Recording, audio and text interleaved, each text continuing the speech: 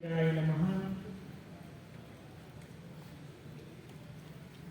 ಬಸವ ಮಾಡಿದೊಡಾಯಿತ್ತು ಗುರುನೆಲೆ, ಬಸವ ಮಾಡಿದೊಡಾಯಿತ್ತು ಲಿಂಗವು, ಬಸವ ಮಾಡಿದೊಡಾಯಿತ್ತು ಜಂಗಮ ವರಿದ ಮಹಿಮಂಗೆ.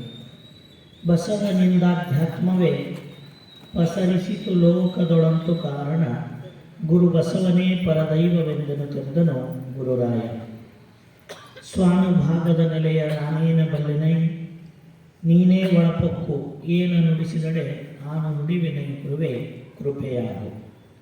ಸದಾಕಾಲ ಸ್ಮರಣೀಯರು ಅಖಂಡ ಲೋಕ ಪೂಜ್ಯರಾದ ವಿಶ್ವಗುರು ಮಹಾಮಾನವತವಾದಿ ಲಿಂಗವಂತ ಧರ್ಮ ಸಂಸ್ಥಾಪಕ ಅಪ್ಪ ಬಸವಣ್ಣನವರ ಸಮಸ್ತ ಬಸವಾದಿ ಶರಣೆಯರ ಅನುಭಾವದ ಬೆಳಗಿನಲ್ಲಿ ಸಾಗಿ ಬರುತ್ತಿರುವ ಲಿಂಗಾಯತ ಧರ್ಮದರ್ಶನ ಪ್ರವಚನದಲ್ಲಿ ಭಾಗವಹಿಸಿರುವ ಎಲ್ಲ ಆತ್ಮೀಯ ಶರಣ ತಂದೆ ತಾಯಿಗಳಲ್ಲಿ, ಅನುಭಾವಿಗಳಲ್ಲಿ, ಮುದ್ದು ಮಕ್ಕಳಲ್ಲಿ, ತಮ್ಮೆಲ್ಲರಲ್ಲಿ ಭಕ್ತಿಯ ಶರಣಾರ್ಥಿಗಳು.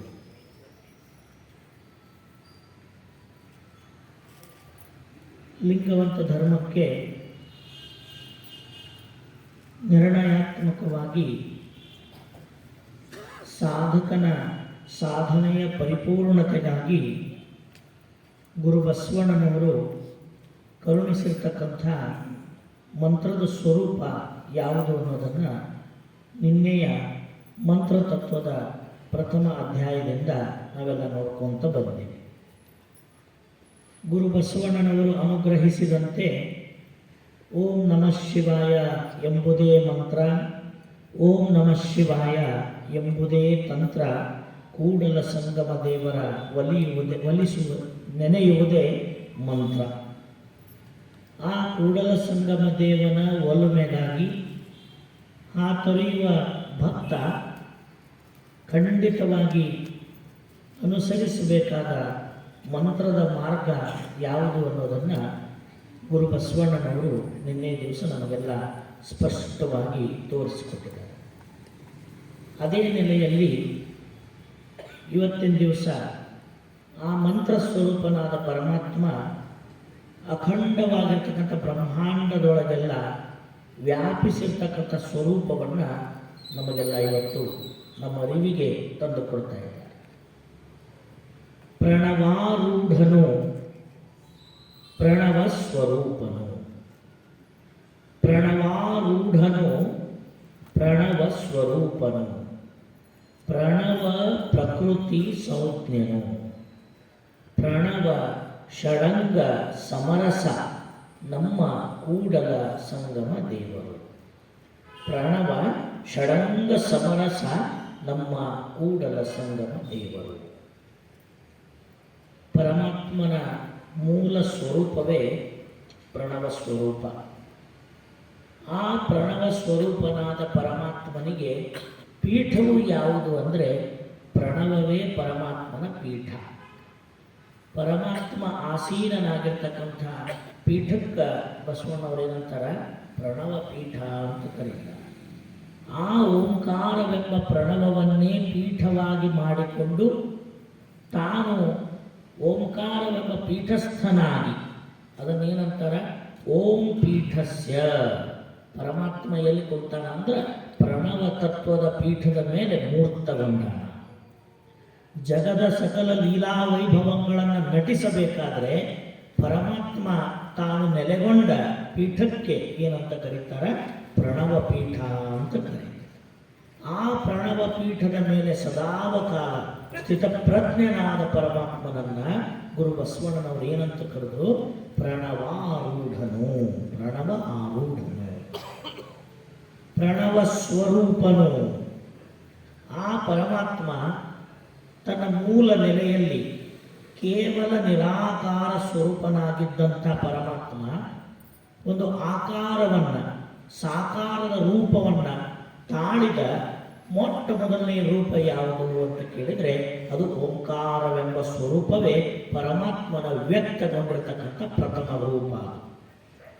ಯಾವುದು ಕೇವಲ ಶೂನ್ಯವಾಗಿದ್ದನ್ನು ಸರ್ವಶೂನ್ಯ ನಿರಾಲಂಬ ಅಥವಾ ನಿರಾಕಾರದ ನಿರವಯ ಪರಶಿವ ತತ್ವ ಅಂತ ಕರೆಸಿಕೊಂಡಿತ್ತು, ಆ ನಿರವಯ ಪರಶಿವ ತತ್ವವೇ ನಿಖಲಲಿಂಗವಾಗಿ, ನಿಖಲಲಿಂಗವೇ ಮುಂದೆ ಮಹಾಲಿಂಗ ಸ್ವರೂಪವಾದಾಗ, ಆ ಮಹಾಲಿಂಗವೇ ಓಂಕಾರವೆಂದೆನಿಸಿಕೊಂಡಾಗ ಈ ಹಿಂದೆಂದೂ ಕಾಣಬರದ ರೂಪ ಸ್ವರೂಪಗಳೆಲ್ಲವೂ ಕೂಡ ಮೊಟ್ಟ ಮೊದಲ ಬಾರಿಗೆ ಪ್ರಕಟಗೊಂಡದ್ದು ಓಂಕಾರದ ಸ್ವರೂಪದಲ್ಲಿ. ನಿರಾಕಾರನಾಗಿದ್ದ ಪರಮಾತ್ಮ ಸಾಕಾರಗೊಂಡ ಪ್ರಥಮ ಭಿತ್ತಿಯೇ ಓಂಕಾರ. ಓಂಕಾರದ ರೂಪದಲ್ಲಿ ಮೊಟ್ಟ ಮೊದಲಿಗೆ ತಾನು ಆಕಾರಗೊಂಡಿರ್ತಕ್ಕಂಥ ಕಾರಣಕ್ಕಾಗಿ, ವ್ಯಕ್ತಗೊಂಡಿರುವ ಕಾರಣಕ್ಕಾಗಿ, ಆ ಅವ್ಯಕ್ತ ಪರಮಾತ್ಮನ ಪ್ರಥಮ ಅಭಿವ್ಯಕ್ತ ರೂಪವೇ ಓಂಕಾರವೆಂಬ ಪ್ರಣವವಾದ ಕಾರಣ ಆ ಪರಮಾತ್ಮನನ್ನು ಏನಂತ ಕರೀತಾರೆ? ಪ್ರಣವ ಸ್ವರೂಪನು. ಅವನ ಸ್ವರೂಪ ಯಾವುದು ಪರಮಾತ್ಮಂದು ಅಂದರೆ ಆತ ಪ್ರಣವ ಸ್ವರೂಪ. ಪ್ರಣವ ಪ್ರಕೃತಿ ಸಂಜ್ಞನು. ಯಾವ ಮಹಾಲಿಂಗ ಅಥವಾ ಓಂಕಾರದಿಂದ ಇಷ್ಟು ಅದ್ಭುತವಾದ ಬ್ರಹ್ಮಾಂಡ ಪಿಂಡಾಂಡಾದಿಗಳು ನಿರ್ಮಾಣವಾದ ನಂತರ ಇಲ್ಲೆಲ್ಲ ಇರ್ತಕ್ಕಂಥ ಈ ವ್ಯವಸ್ಥೆಗೆ ಏನಂತ ಕರೀತಾರೆ? ಇದಕ್ಕೆ ಪ್ರಕೃತಿ ಅಂತ ಕರೀತಾರೆ. ಯಾವುದು ಈ ಪ್ರಕೃತಿ? ಪಿಂಡಾಂಡ ಸೂಕ್ಷ್ಮ ಪ್ರಕೃತಿ, ಬ್ರಹ್ಮಾಂಡ ಸ್ಥೂಲ ಪ್ರಕೃತಿ. ಈ ಸೂಕ್ಷ್ಮ ಪ್ರಕೃತಿ ಮತ್ತು ಸ್ಥೂಲ ಪ್ರಕೃತಿಗಳೆಲ್ಲದರಲ್ಲೂ ಕೂಡ ಆ ಪರಮಾತ್ಮನ ಅಂಶ ಹೇಗೆ ತುಂಬಿಕೊಂಡಿದೆ ಅಂತ ಕೇಳಿದರೆ, ಪ್ರಣವ ಮಂತ್ರ ಸ್ವರೂಪವಾಗಿ ಪರಮಾತ್ಮನ ಅಂಶ ಈ ನಮ್ಮ ಸೂಕ್ಷ್ಮ ಪ್ರಕೃತಿಯಾದ ದೇಹದಲ್ಲಿ, ಸ್ಥೂಲ ಪ್ರಕೃತಿ ಎನಿಸಿದ ಈ ಬೃಹತ್ ರೂಪದ ಬ್ರಹ್ಮಾಂಡದಲ್ಲಿ ತುಂಬಿಕೊಂಡಿದೆ. ಆ ಪರಮಾತ್ಮ ಈ ಪ್ರಕೃತಿಗಳಲ್ಲಿ ಅಂದರೆ ಪಿಂಡಾಂಡ ಮತ್ತು ಬ್ರಹ್ಮಾಂಡದ ಪ್ರಕೃತಿಗಳಲ್ಲಿ ಹೇಗೆ ಕಾಣಬರ್ತಾನೆ, ಹೇಗೆ ವ್ಯಕ್ತಗೊಳ್ತಾನಂದರೆ ಪ್ರಣವ ಪ್ರಕೃತಿ ಸಂಜ್ಞನು. ಸಂಜ್ಞಾರೂಪವಾಗಿ ಪ್ರಣವವೇ ತನ್ನ ಚಿಹ್ನೆಯಾಗಿ, ಪ್ರಣವವೇ ತನ್ನ ಸಂಕೇತವಾಗಿ ತೋರಿ ಬರುವ ನೆಲೆಯಲ್ಲಿ ಪರಮಾತ್ಮನನ್ನ ಪ್ರಣವ ಪ್ರಕೃತಿ ಸಂಜ್ಞನು. ಪ್ರಣವ ಷಡಂಗ ಸಮರಸ ನಮ್ಮ ಕೂಡಲ ಸಂಗಮ ದೇವರು. ಪ್ರಣವ ಷಡಂಗ ಸಮರಸ ನಮ್ಮ ಕೂಡಲ ಸಂಗಮ ದೇವರು. ಆ ಪರಮಾತ್ಮನ ಸ್ವರೂಪವೇ ತಾನಾದ ಪ್ರಣವದ ಮುಖಾಂತರವಾಗಿ ಷಡಂಗಗಳೆಲ್ಲದರಲ್ಲಿಯೂ ಕೂಡ ಪರಿಪೂರ್ಣವಾಗಿ ತುಂಬಿ ಸಮರಸಗೊಂಡಾತ ಯಾರು ಅಂದರೆ ನಮ್ಮ ಕೂಡಲ ಸಂಗಮ ದೇವ. ಆ ಪ್ರಣವ ರೂಪನಾದ ಪರಮಾತ್ಮ ಷಡಂಗದೊಳಗೆಲ್ಲ ಸಮರಸ. ಹಾಗಾದ್ರೆ ಷಡಂಗಗಳು ಅಂದರೆ ಯಾವುವು? ಯಾವಕ್ಕೆ ಷಡಂಗಗಳು ಅಂತ ಬಸವನವರು ಕರೆದರು. ಷಡ್ ಅಂದ್ರೆ 6, ಅಂಗಗಳು ಅಂದರೆ ಭಾಗಗಳು, ಅವಯವಗಳು. ಹಾಗಾದ್ರೆ ಈ ಬ್ರಹ್ಮಾಂಡ ಮತ್ತು ಪಿಂಡಾಂಡವೆಂಬ ಸ್ಥೂಲ ಮತ್ತು ಸೂಕ್ಷ್ಮ ಪ್ರಕೃತಿಯ ಉಗಮಕ್ಕೆ, ಪ್ರಕಟಗೊಳ್ಳುವಿಕೆಗೆ ಕಾರಣವೇ ಈ ಷಡಂಗಗಳು. ಈ ಷಡಂಗಗಳಿದ್ರೇ ಈ ದೇಹನೂ ಇರ್ತೈತಿ, ಈ ಬ್ರಹ್ಮಾಂಡನೂ ಇರ್ತೈತಿ. ಹಾಗಾದ್ರೆ ಇದಕ್ಕೊಂದು ರೂಪ ಸಿಗಬೇಕಾದ್ರೆ ಇದಕ್ಕೆ ಹಿಂದಿರ್ತಕ್ಕಂಥ ಮೂಲ ವಸ್ತುಗಳಿಗೆ ಏನಂತ ಕರೀತಾರೆ? ಷಡಂಗಗಳು, 6 ಅಂಗಗಳು ಅಂತ ಕರೀತಾರೆ. ಅವು ಯಾವ 6 ಅಂಗಗಳು ಅಂದರೆ ಪೃಥ್ವಿ ಒಂದಂಗ, ಜಲ ಒಂದಂಗ, ಅಗ್ನಿ ಒಂದಂಗ, ವಾಯು ಒಂದಂಗ, ಆಕಾಶ ಒಂದಂಗ, ಇವೆಲ್ಲದರಲ್ಲಿ ಚೈತನ್ಯವಾಗಿರುವ ಆತ್ಮ ಒಂದಂಗ. ಪಂಚಮಹಾಭೂತಗಳು ಮತ್ತು ಆತ್ಮ ಇವು ಸೇರಿ 6 ತತ್ವಗಳಿಗೆ ಬಸವಣ್ಣವರು ಏನಂತ ಕರೆದಾರ? ಷಡಂಗಗಳು ಅಂತ ಕರೆದಾರ. ಈ ಷಡಂಗದೊಳಗೆಲ್ಲ ಓಂ ನಮಃ ಶಿವಾಯ ಎಂಬ ಪ್ರಣವ ಷಡಕ್ಷರಿ ಮಂತ್ರ ಸ್ವರೂಪವಾಗಿ ಆ ಪರಮಾತ್ಮ ಪೂರ್ಣ ಸಮರಸಗೊಂಡಿದ್ದಾನೆ. ಹೇಗೆ? ಪೃಥ್ವಿಯಲ್ಲಿ ನಕಾರವೆಂಬ ಪ್ರಣವವಾಗಿ ಸಮರಸಗೊಂಡಿದ್ದಾನೆ, ಜಲತತ್ವದಲ್ಲಿ ಮಕಾರವೆಂಬ ಪ್ರಣವ ಸ್ವರೂಪನಾಗಿ ಸಮರಸಗೊಂಡಿದ್ದಾನೆ, ಅಗ್ನಿಯಲ್ಲಿ ಶಿಕಾರವೆಂಬ ಪ್ರಣವ ಸ್ವರೂಪನಾಗಿ ಸಮರಸಗೊಂಡಿದ್ದಾನೆ, ವಾಯು ತತ್ವದಲ್ಲಿ ವಾಕಾರವೆಂಬ ಪ್ರಣವ ಸ್ವರೂಪನಾಗಿ ಸಮರಸಗೊಂಡಿದ್ದಾನೆ, ಆಕಾಶ ತತ್ವದಲ್ಲಿ ಯಕಾರವೆಂಬ ಪ್ರಣವ ಸ್ವರೂಪನಾಗಿ ತುಂಬಿಕೊಂಡಿದ್ದಾನೆ, ಕೊನೆಗೆ ಆತ್ಮದಲ್ಲಿ ಓಂಕಾರವೆಂಬ ಪ್ರಣವ ಸಂಬಂಧವಾಗಿ ಸಮರಸಗೊಂಡಿದ್ದಾನೆ. ಹೀಗೆ ಈ ಸ್ಥೂಲ ಮತ್ತು ಸೂಕ್ಷ್ಮವೆಂಬ ಎಲ್ಲ ಪಂಚ ಪ್ರಾಣಾದಿಗಳೊಳಗೆಲ್ಲ ಕೂಡ ಪರಿಪೂರ್ಣವಾಗಿ ಸಮರಸಗೊಂಡಿರ್ತಕ್ಕಂಥವನು ಪರಮಾತ್ಮ. ಹಾಗಾದ್ರೆ ಆ ಪರಮಾತ್ಮನ ನಿರವಯವಾದ ಚೇತನ ಇಲ್ಲಿ ಷಡಕ್ಷರ ಮಂತ್ರ ಸ್ವರೂಪವಾಗಿ ಎಲ್ಲವನ್ನ ಆವರಿಸಿ ಎಲ್ಲದರಲ್ಲಿ ಸಮರಸಗೊಂಡಿದೆ ಅನ್ನೋದನ್ನ ಗುರು ಬಸವಣ್ಣನವರು ಏನಂತ ಹೇಳಿದ್ರು, ಪ್ರಣವ ಷಡಂಗ ಸಮರಸ ನಮ್ಮ ಕೂಡಲ ಸಂಗಮ ದೇವ. ಈ ಸಮರಸ ಅನ್ನೋ ಶಬ್ದ ವಿಶೇಷವಾಗಿ ಬಳಸ್ಯಾರ ಬಸವಣ್ಣ. ಯಾಕ ಪರಮಾತ್ಮ ಷಡಕ್ಷರ ಮಂತ್ರ ರೂಪವಾಗಿ ಷಡಂಗಗಳಲ್ಲಿ ಸಮರಸ ಅಂತ ಯಾಕೆ ಕರೆದಾರಂದ್ರೆ, ಅವೆರಡನ್ನೂ ಕೂಡ ಎರಡು ಭಿನ್ನವಾಗಿ ಮಾಡಲಿಕ್ಕೆ ಅಸಾಧ್ಯವಾದರ ಮಟ್ಟಿಗೆ ಕೂಡಿಕೊಂಡಿದ್ದಕ್ಕೆ ಅದಕ್ಕೆ ಸಮರಸ ಅಂತ ಕರೀತಾರೆ. ನೀರಿನೊಳಗೆ ಉಪ್ಪು ಬೆರೆಸಿದ್ರೆ ಮತ್ತೆ ಹೊಳ್ಳಿ ಆ ಉಪ್ಪು ನೀರೊಳಗೆ ಕರಗ್ತು ಅಂದ್ರೆ ನೀರಿನಿಂದ ಉಪ್ಪು ತೆಗೆಯಕ್ಕೆ ಬರ್ತೈತೇನ್ರಿ? ಬರೋದಿಲ್ಲ. ನೀರು ಉಪ್ಪು ಏನಾಗಿರ್ತೈತಿ? ಸಮರಸ ಆಗಿರ್ತೈತಿ. ನೀರಿನೊಳಗೆ ಸಕ್ಕರೆ ಬೆರೆಸಿದ್ರೆ ಆ ಸಕ್ಕರೆ ನೀರೊಳಗೆ ಬೆರೆತು ಕರಗಿ ಹೋಗ್ಬಿಡ್ತಂದ್ರೆ ಸಕ್ಕರೆ ನೀರಾಗಿ ಬಿಡ್ತೈತಿ, ಉಪ್ಪು ನೀರಾಗಿ ಬಿಡ್ತೈತಿ. ಅದು ತನ್ನ ಮೂಲ ಗುಣವನ್ನು ಪ್ರದರ್ಶಿಸ್ತೈತಿ. ಅದನ್ನು ಎಂದಿಗೂ ಎರಡನ್ನೂ ನಾವು ಬೇರೆ ಮಾಡಕ್ಕೆ ಸಾಧ್ಯನೇ ಇಲ್ಲ. ಹೀಗಿದ್ದ ಸ್ಥಿತಿಗೆ ಸಮರಸ ಅಂತ.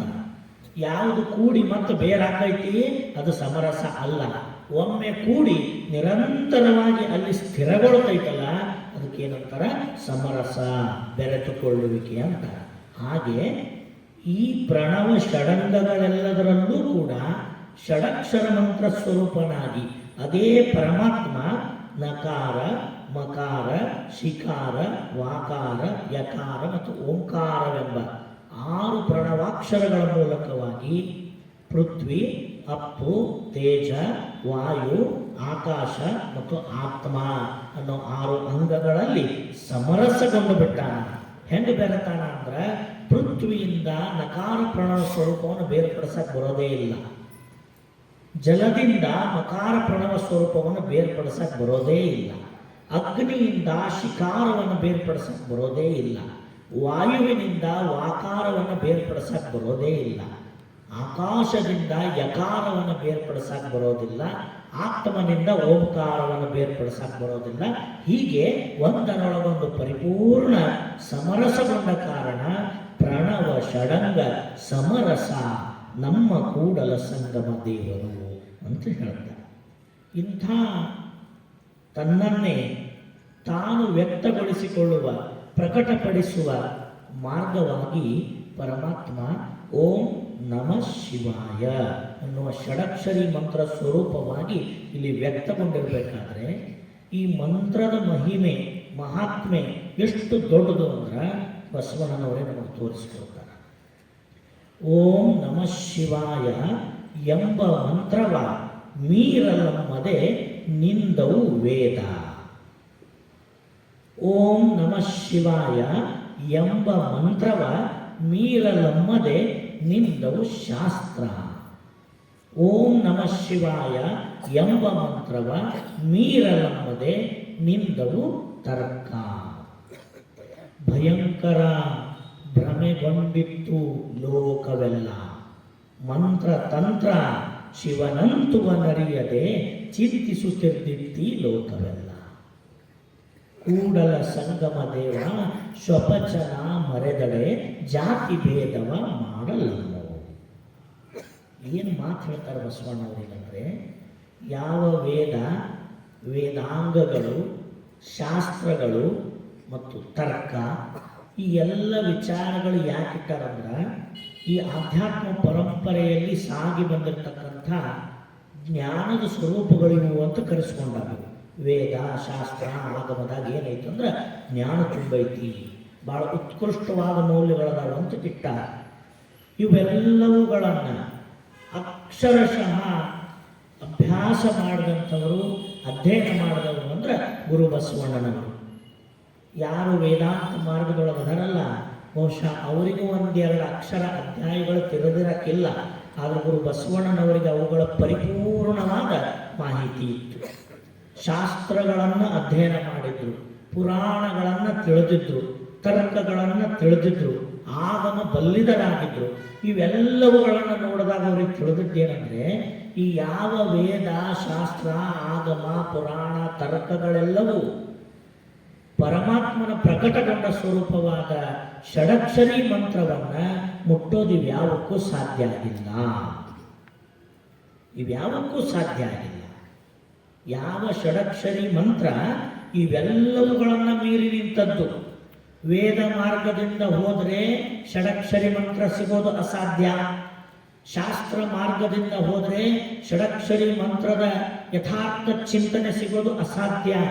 ತರ್ಕದಿಂದ ತರ್ಕಿಸಿಕೊಟ್ಟು ಹೋದ್ರೆ ಅಲ್ಲಿಯೂ ಷಡಕ್ಷರಿ ಮಂತ್ರ ಸಿಗೋದು ಅಸಾಧ್ಯ. ಅದಕ್ಕೆ ಇವರು 3 ಜನರನ್ನ, ವೇದವನ್ನು ಓದಿದ ವೇದಾಂತ ಮಾರ್ಗದವರನ್ನ, ಶಾಸ್ತ್ರ ಮಾರ್ಗದವರನ್ನ, ತರ್ಕ ಕುತರ್ಕಿಗಳನ್ನ ಎದುರಿಗೆ ನಿಂದಿಸ್ಕೊಂಡು ಬಸವಣ್ಣವರಂತಾರ, ಕೇಳಪ್ಪ, ಓಂ ನಮಃ ಶಿವಾಯ ಎಂಬ ಷಡಕ್ಷರಿ ಮಂತ್ರವ ಮೀರಲಮ್ಮದೆ ನಿಂದಿಟ್ಟು ನಿನ್ನ ವೇದ, ಇಲ್ಲೇ ನಿಂದಿರ್ತಾವ ನಿನ್ನ ವೇದ, ಮುಂದೆ ಹೋಗಕ್ಕೆ ಅದಕ್ಕೆ ಆಸ್ಪದ ಇಲ್ಲ.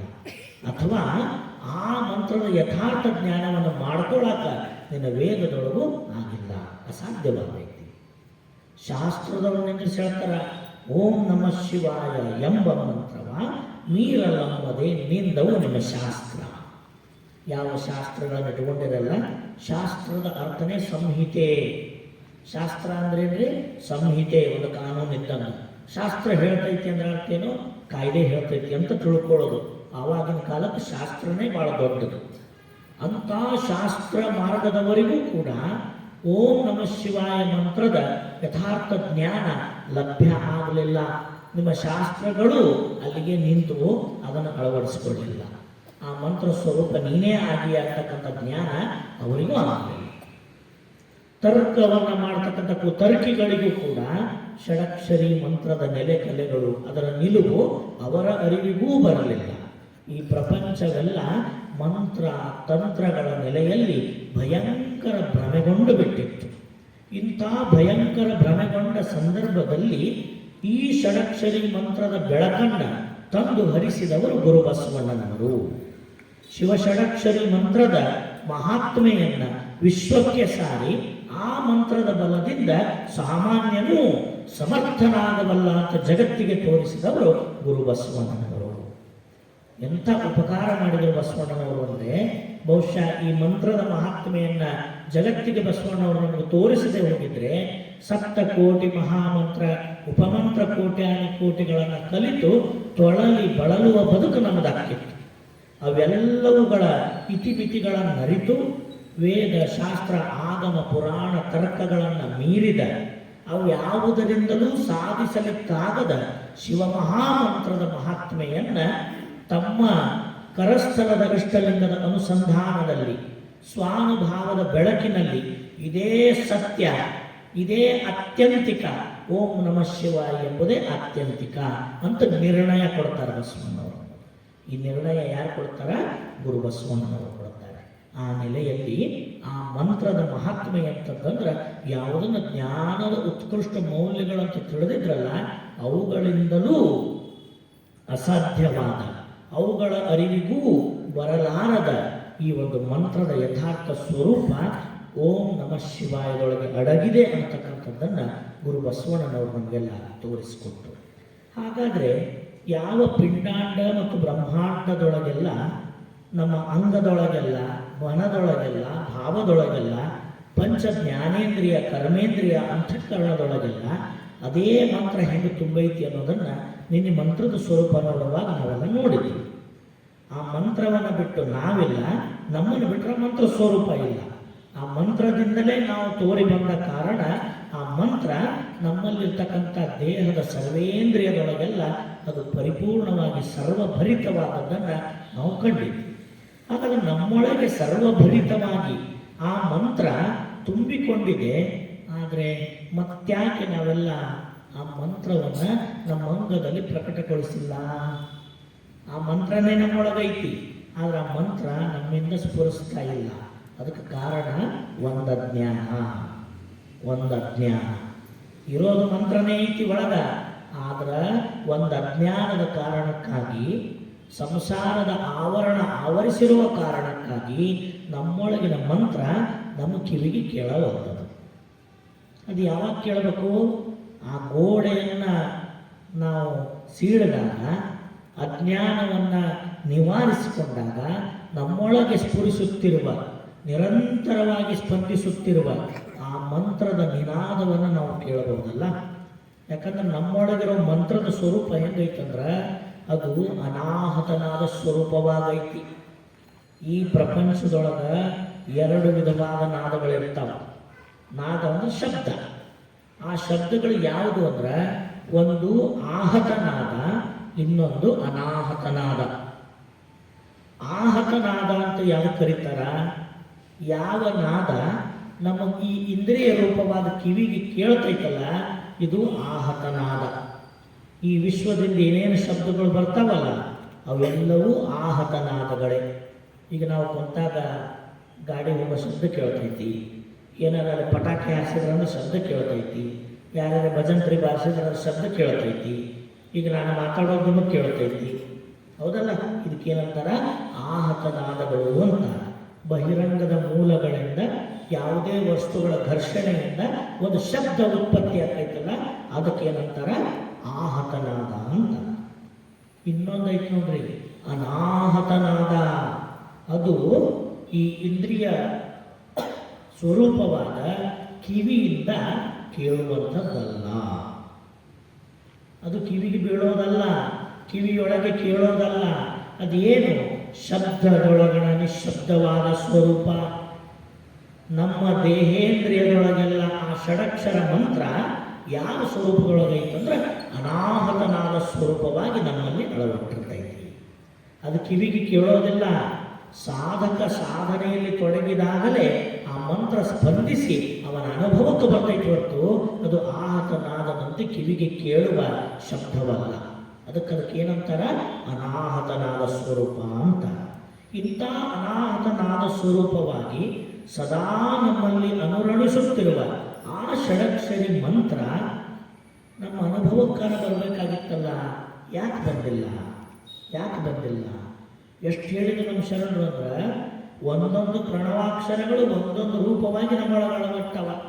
ದಶೇಂದ್ರಿಯಗಳಾಗ್ಯವ, ದಶವಾಯುಗಳಾಗ್ಯವ, ಪ್ರಾಣ ಸ್ವರೂಪ ಐತಿ, ತ್ರಿಗುಣ ಸ್ವರೂಪ ಐತಿ, ತ್ವಕ್ಕಿನ ಸ್ವರೂಪ ಐತಿ, ಪಂಚ ಅಕ್ಷರಗಳೇ ಪಂಚ ಜ್ಞಾನೇಂದ್ರಿಯಗಳಾಗ್ಯವ, ಮನ ಪಂಚಕಗಳಾಗ್ಯವ, ಎಲ್ಲಗಳೂ ಅದೇ ಐತಿ. ಆದರೆ ಒಂದು ಸಲ ನಮ್ಮ ಅನುಭವಕ್ಕೆ ಬಂದಿಲ್ಲಲ್ಲ. ಯಾಕೆ ಬಂದಿಲ್ಲ ಅಂದರೆ ಅದು ಅನುಭವಕ್ಕೆ ಬರಬೇಕಾದ್ರೆ ಈ ಅಂಗದೊಳಗೆ ನೆಲೆಸಿರುವ ಮಾಯಾ ಸ್ವರೂಪವಾದ ಅಜ್ಞಾನವನ್ನು ಗುರುಪದೇಶದ ಮುಖಾಂತರವಾಗಿ ಆ ಮಂತ್ರವನ್ನು ಪಡೆದು ಉಪಾಸನೆ ಮಾಡಿದಾಗಲೇ ಆ ಮಂತ್ರ ಈ ಅಂಗದೊಳಗೆ ಪ್ರವೇಶ ಮಾಡಿ ಆಯಾ ಪ್ರಣವಾಕ್ಷರಗಳೇ ನಮ್ಮಲ್ಲಿರುವ ಪ್ರಣವಾಕ್ಷರದೊಂದಿಗೆ ಸ್ಪಂದಿಸಿ ಜಾಗೃತಿಯನ್ನು ಉಂಟು ಮಾಡ್ತವ. ಆ ಜಾಗೃತಿ ನಮ್ಮೊಳಗಾಗಬೇಕಾದ್ರೆ ಆ ಮಂತ್ರ ಅನ್ನತಕ್ಕಂಥದ್ದು ನಮ್ಮೊಳಗೆ ಅಳವಟ್ಟ ಮಂತ್ರ ನಮ್ಮ ಅನುಭವಕ್ಕೆ ಬರಬೇಕಾದ್ರೆ ಅದು ಗುರುಪದೇಶಿತವಾಗಿ ನಮಗೆ ನಮ್ಮ ಅಂಗವನ್ನು ಪ್ರವೇಶ ಮಾಡಬೇಕು. ಅದನ್ನು ಶಿವಯೋಗಿಗಳು ಎಷ್ಟು ಚಂದ ಹೇಳ್ತಾರಂದ್ರೆ, ಶ್ರೀ ಗುರುವಿನ ದೆಸೆಯಿಂದ ಆವನೋರ್ವನ ಕರ್ಣದಲ್ಲಿ ಬ್ರಹ್ಮೋಪದೇಶವು ಹೇಳಲ್ಪಟ್ಟಿದ್ದಯ್ಯ. ಶ್ರೀ ಗುರುವಿನ ದೆಸೆಯಿಂದ ಆವನೋರ್ವನ ಕಿವಿಯಲ್ಲಿ ಬ್ರಹ್ಮೋಪದೇಶವು ಹೇಳಲ್ಪಟ್ಟಿದ್ದಯ್ಯ. ಆ ಶಬ್ದವೇ ಬೀಜವೆಂದೆನಿಸಿಕೊಂಡಿರುವುದು. ಅದು ಯಾವುದೆಂದರೆ ಶ್ರೀ ಗುರುವಿನಿಂದ ಪಡೆದ ಶಿವಮಂತ್ರಾಕ್ಷರವೇ ಬೀಜ ಮಂತ್ರವೆಂದೆನಿಸಿಕೊಂಡಿರುವುದು. ಶ್ರೀ ಗುರುವಿನಿಂದ ಪಡೆದ ಶಿವಮಂತ್ರಾಕ್ಷರವೇ ಬೀಜ ಮಂತ್ರವೆಂದೆನಿಸಿಕೊಂಡಿರುವುದು. ಇಂತಪ್ಪ ಮಂತ್ರೋಪದೇಶವ ಪಡೆದವನೇ ಜ್ಞಾನಕಾಯನು. ಈ ಉಪದೇಶವ ಪಡೆಯಲಾರದವನೇ ಪ್ರಕೃತಿ ಕಾಯನೆಂದೆನಿಸಿಕೊಳ್ಳುವನಯ್ಯ. ಇಂತಿ ಜ್ಞಾನಕಾಯ ಪ್ರಕೃತಿ ಕಾಯವೆಂದು 2 ಭೇದವಾಗಿಪ್ಪುದು ನೋಡ. ಶ್ರೀ ಗುರುವಿನಿಂದ ಮಂತ್ರೋಪದೇಶವ ಪಡೆಯಲಾಗಿ ಪ್ರಕೃತಿ ಕಾಯವು ಅಡಿದು ಜ್ಞಾನಕಾಯ ಒಪ್ಪುದು ತಪ್ಪದು ನೋಡ. ಮಹಾಲಿಂಗ ಗುರು ಶಿವಸಿದ್ದೇಶ್ವರ ಪ್ರಭುವೇ. ಅದ್ಭುತ ವಚನ ಇದೆ, ಅದ್ಭುತ ವಚನ ಇದೆ. ಈಗ ನಮ್ಮನ್ನು ನಾವು ಎದುರಿಗಿಟ್ಕೊಂಡು ನಾವು ಪ್ರಕೃತಿ ಕಾಯರೋ ಜ್ಞಾನ ಕಾಯರೋ, ಹಂಗಾರೆ ಏನು ಕಳ್ಕೋಬೇಕು ಏನು ಪಡ್ಕೋಬೇಕು ಅಂತ ನಮ್ಮೊಂದಿಡೋ ವಚನ ಇದೆ. ಏನಂದ್ರು ಶಿವಯೋಗಿಗಳಲ್ಲಿ, ಶ್ರೀ ಗುರುವಿನ ದೆಸೆಯಿಂದ ಆವನೋರ್ವನ ಕರಣದಲ್ಲಿ ಬ್ರಹ್ಮೋಪದೇಶವು ಹೇಳಲ್ಪಟ್ಟಿತ್ತಯ್ಯ. ಬ್ರಹ್ಮೋಪದೇಶ ಅಂದ್ರೂ ಅದೇ, ಮಂತ್ರೋಪದೇಶ ಅಂದ್ರೂ ಅದೇ. ಇದನ್ನು ಸಾಮಾನ್ಯ ಗೃಹಸ್ಥರಿಗೆ ಕೊಡೋ ಮುಂದೆ ಏನಂತಾರ, ದೀಕ್ಷಾ ಕಾರುಣ್ಯ ಅಂತಾರ, ಮಂತ್ರೋಪದೇಶ ಅಂತಾರ. ಅದನ್ನು ಸ್ವಾಮಿಗಳಿಗೆ ಕೊಡೋ ಮುಂದೆ ಏನಂತಾರೆ, ಷಟ್ಸ್ಥಲ ಬ್ರಹ್ಮೋಪದೇಶ ಅಂತ ಕರೀತಾರೆ. ಏನಂತಾರೆ, ಷಟ್ಸ್ಥಲ ಬ್ರಹ್ಮೋಪದೇಶ ಅಂತಾರೆ. ಆದ್ರೆ ಒಂದು ಇವತ್ತು ನಮಗೆ ಗೊತ್ತಿರಬೇಕು, ನೀನು ಸ್ವಾಮಿರ ಆಗು, ವಿರಕ್ತರೇ ಆಗು, ಬೆಳ್ಳಿ ಸಿಂಹಾಸನ ಜಗದ್ಗುರವರೇ ಆಗು, ಸಾಮಾನ್ಯ ಭಕ್ತನಾಗುವಾಗು, ಎಲ್ಲರಿಗೂ ಉಪದೇಶಿಸುವ ಮಂತ್ರ ಮಾತ್ರ ಒಂದೇ ಆಗಿರ್ತೈತಿ. ಮಂತ್ರ ಮಾತ್ರ ಸಮಾನವಾಗಿರ್ತೈತಿ. ಅವ್ರಿಗೊಂದು ಬೇರೆ ಮಂತ್ರ, ನಮಗೊಂದು ಬೇರೆ ಮಂತ್ರ ಇಲ್ಲ. ಬಸವಣ್ಣವ್ರು ನಿರ್ಣಯ ಕೊಟ್ಟಾರಲ್ಲ, ಓಂ ನಮಃ ಶಿವಾಯ ಎಂಬುದೇ ಮಂತ್ರ, ಅದೇ ತಂತ್ರ. ನೀನು ವಿರಕ್ತರಾಗು, ಭಕ್ತರೇ ಆಗು, ಉಪದೇಶ ಮಾಡೋ ಮಂತ್ರ ಮಾತ್ರ ಒಂದೇ. ಸುಮ್ಮನೆ ಹೆಸರು ಬದಲಿ ಕರೀತಾರೆ ಅವರು, ಷಟಸ್ಥಲ ಬ್ರಹ್ಮೋಪದೇಶ ಹೆಸರಷ್ಟೇ. ಆದರೆ ವಾಸ್ತವದಲ್ಲಿ ನಾವು ದೀಕ್ಷಾ ಕ್ರಮವನ್ನು ಯಾರಾದರೂ ಶಾಸ್ತ್ರೋಕ್ತ ರೀತಿಯಲ್ಲಿ ಸರಿಯಾಗಿ ದೀಕ್ಷಾ ಮಾಡೋದು ನೋಡಿದ್ರೆ, ಒಬ್ಬ ಸಾಮಾನ್ಯ ಭಕ್ತನಿಗೆ ಮಾಡೋ ದೀಕ್ಷೆಯೂ ಕೂಡ ಅಷ್ಟೇ ಎಲ್ಲ ಕ್ರಿಯಾದಿಗಳನ್ನು ಒಳಗೊಂಡು ಅಷ್ಟು ಎತ್ತರಕ್ಕೆ ಇರ್ತೈತ್ರಿ. ಇದು ಏನು ಸಾಮಾನ್ಯ ದೀಕ್ಷೆ ಅಲ್ಲ. ನಮ್ಮ ಗುರುಗಳೆಲ್ಲ ದೀಕ್ಷೆ ಮಾಡುವಾಗ ಅದೇ ಕ್ರಮವನ್ನು ಅನುಸರಿಸ್ತಿದ್ರು. ಒಂದು ದೀಕ್ಷೆ ಆಗಬೇಕಂದ್ರೆ 5 ತಾಸು ಹಿಡಿತಿದ್ರಿ, 5 ತಾಸು. ಬಹುತೇಕ ಈ ದೀಕ್ಷಾ ಸಮಾರಂಭ ಮಧ್ಯರಾತ್ರಿನೇ ಆರಂಭ ಆಗೋದು, ಬೆಳಗ ಮುಂಜಾನೆ ಮಾಡ್ತಿದ್ದಿಲ್ಲ. ಮಧ್ಯರಾತ್ರಿ ಆರಂಭ ಆಗೋದು, ಬೆಳಗಿನ ಬ್ರಾಹ್ಮಿ ಮುಹೂರ್ತದ ಸಂದರ್ಭದಲ್ಲಿ ಮಂಗಲಾಚರಣೆಯೊಂದಿಗೆ ಮುಕ್ತಾಯ ಆಗೋದು. ಆರಂಭ ಮಾಡದೆ 1 ಗಂಟೆ ಮೇಲೆ 5 ಗಂಟೆ 6 ಗಂಟೆಗೆ ದೀಕ್ಷಾ ಮುಗಿತಿತ್ತು. ಅಲ್ಲಿ ಕುಂದ್ರವರು ಅದನ್ನು ತಿಳ್ಕೊಳ್ಳೋರು ಎಂಥವ್ರು ಅಂದ್ರೆ, ನಮಗಿಂತ ಪೂರ್ವದೊಳಗೆ ಯಾರು ದೀಕ್ಷಾ ಕಾರುಣ್ಯ ತಗೊಂಡಿರ್ತಾರಲ್ಲ ಅವರನ್ನು ಮಾತ್ರ ಸಾಕ್ಷಿಯಾಗಿಟ್ಟುಕೊಂಡು ಈ ದೀಕ್ಷಾ ಸಮಾರಂಭ ಅಲ್ಲಿ ನಡೀತಿತ್ತು. ಎಲ್ರಿಗೂ ಅವಕಾಶ ಇರ್ತಿರ್ಲಿಲ್ಲ. ಕೆಲವರು ಹಠ ಮಾಡೋದು, ಕಣ್ಣಾಗ ನೀರು ತೆಗೆಯೋರು, ಅಲ್ರಿ ನಾವು ನೋಡ್ಬೇಕಂತೀವಲ್ಲ ಹೆಂಗ ನೋಡ್ಬೇಕಂದ್ರೆ ನೋಡಕ್ಕೆ ಬರೋದಲ್ಲ. ಅದಕ್ಕೆ ಅವ್ರಿಗೆ ಏನು ಮಾಡ್ತಿದ್ರು, ಸಮಾಧಾನ ಮಾಡಕ್ಕೆ ವಿಭೂತಿ ಹಚ್ಚಿ ಕೊಡೋದು, ರುದ್ರಾಕ್ಷಿ ಹಾಕಿ ಕಳಿಸ್ತಿದ್ರು, ನಿನ್ನ ದೀಕ್ಷಾ ಮಾಡೋನು ನೀನೇ ನೋಡಿ ಅಂತ. ಹಂಗೆ ಯಾರನ್ನೂ ಆ ಸಂದರ್ಭದೊಳಗೆ ಒಳಗೆ ಸಹಿತ ಬಿಟ್ಕೊಂತಿದ್ದಿಲ್ಲ. ದೀಕ್ಷಾ ಆದವರೇ ಇರಬೇಕು, ಇಲ್ಲದವರು ಇಲ್ಲಾಂದ್ರೆ ಇಲ್ಲವೇ ಇಲ್ಲ. ಅವರು ದೀಕ್ಷೆ ಪಡೆಯೋರು ಗುರುಗಳು ಅಷ್ಟೇ ಇದ್ದುಕೊಂಡು ಅಷ್ಟೊಂದು ಗೌಪ್ಯವಾಗಿ ಆ ಮಹಾಮಂತ್ರೋಪದೇಶವನ್ನು ಬೋಧನೆ ಮಾಡ್ತಿದ್ರು. ಅದರಲ್ಲೂ ಇಲ್ಲೇ ನೀವು ಈ ಸಂದರ್ಭ ಬಂದೈತಲ್ಲ, ಆವನೋರ್ವನ ಕಿವಿಯಲ್ಲಿ ಶ್ರೀ ಗುರುವಿನ ದೆಸೆಯಿಂದ ಬ್ರಹ್ಮೋಪದೇಶವು ಹೇಳಲ್ಪಟ್ಟಿತ್ತಂತ ಆ ಸಂದರ್ಭ ಬಂತು ಅಂದ ಕೂಡಲೇ ಅವರು ಸನ್ನಿ ಮಾಡಬೇಕು. ಇನ್ನುಳಿದವರು ದೀಕ್ಷಾ ತಗೊಂಡವರೆಲ್ಲ ಕುಂತಿರ್ತಿದ್ರಲ್ಲ, ಅವರೊಂದು ಮಡಿ ಬಟ್ಟೆ ತಂದು ಆ ದೀಕ್ಷಾ ತಗೊಳ್ಳುವಂಥ ಶಿಷ್ಯನಿಗೂ ಗುರುಗೂ ಮೇಲೆ ಬಟ್ಟೆ ಹಚ್ಚಿಬಿಡ್ತಿದ್ರು. ಆ ಬಟ್ಟೆಯನ್ನು ಹಚ್ಚಿ ಯಾರಿಗೂ ಕೇಳದಂಗೆ ಅವ್ರ ಕಿವಿ ಒಳಗೆ ಆ ಮಂತ್ರೋಪದೇಶವನ್ನು ಮಾಡ್ತಿದ್ರು. ಅಷ್ಟು ಶಕ್ತಿ ಇರ್ತೈತಿ ಅದರೊಳಗೆ, ಅಷ್ಟು ಶಕ್ತಿ ಇರ್ತೈತಿ. ಈ ಥರ ಮಂತ್ರೋಪದೇಶ ಮಾಡೋದು, ನಂತರ ಮಂತ್ರ ಜಪ ಮಾಡುವಾಗಾದರೂ ಆ ಬಟ್ಟೆ ಹಿಡ್ಕೊಂಡು ಒಳಗೆ ಮಂತ್ರ ಜಪ ಮಾಡಿಸೋದು, ಹಿಂಗೆ ಹಿಡ್ಕೊಳ್ಳೋದು, ಅದನ್ನು ಮುಚ್ಚಿಗೆ ಹಿಡ್ಕೊಳ್ಳೋದು. ಯಾಕಂದ್ರೆ ಆ ಶಕ್ತಿ ಎಲ್ಲಿಯೂ ಪಾತ ಆಗಬಾರ್ದು ಅಂಥೇಳಿ ಅಷ್ಟು ಶಕ್ತಿ ಈ ಮಂತ್ರದೊಳಗಿರ್ತೈತಿ.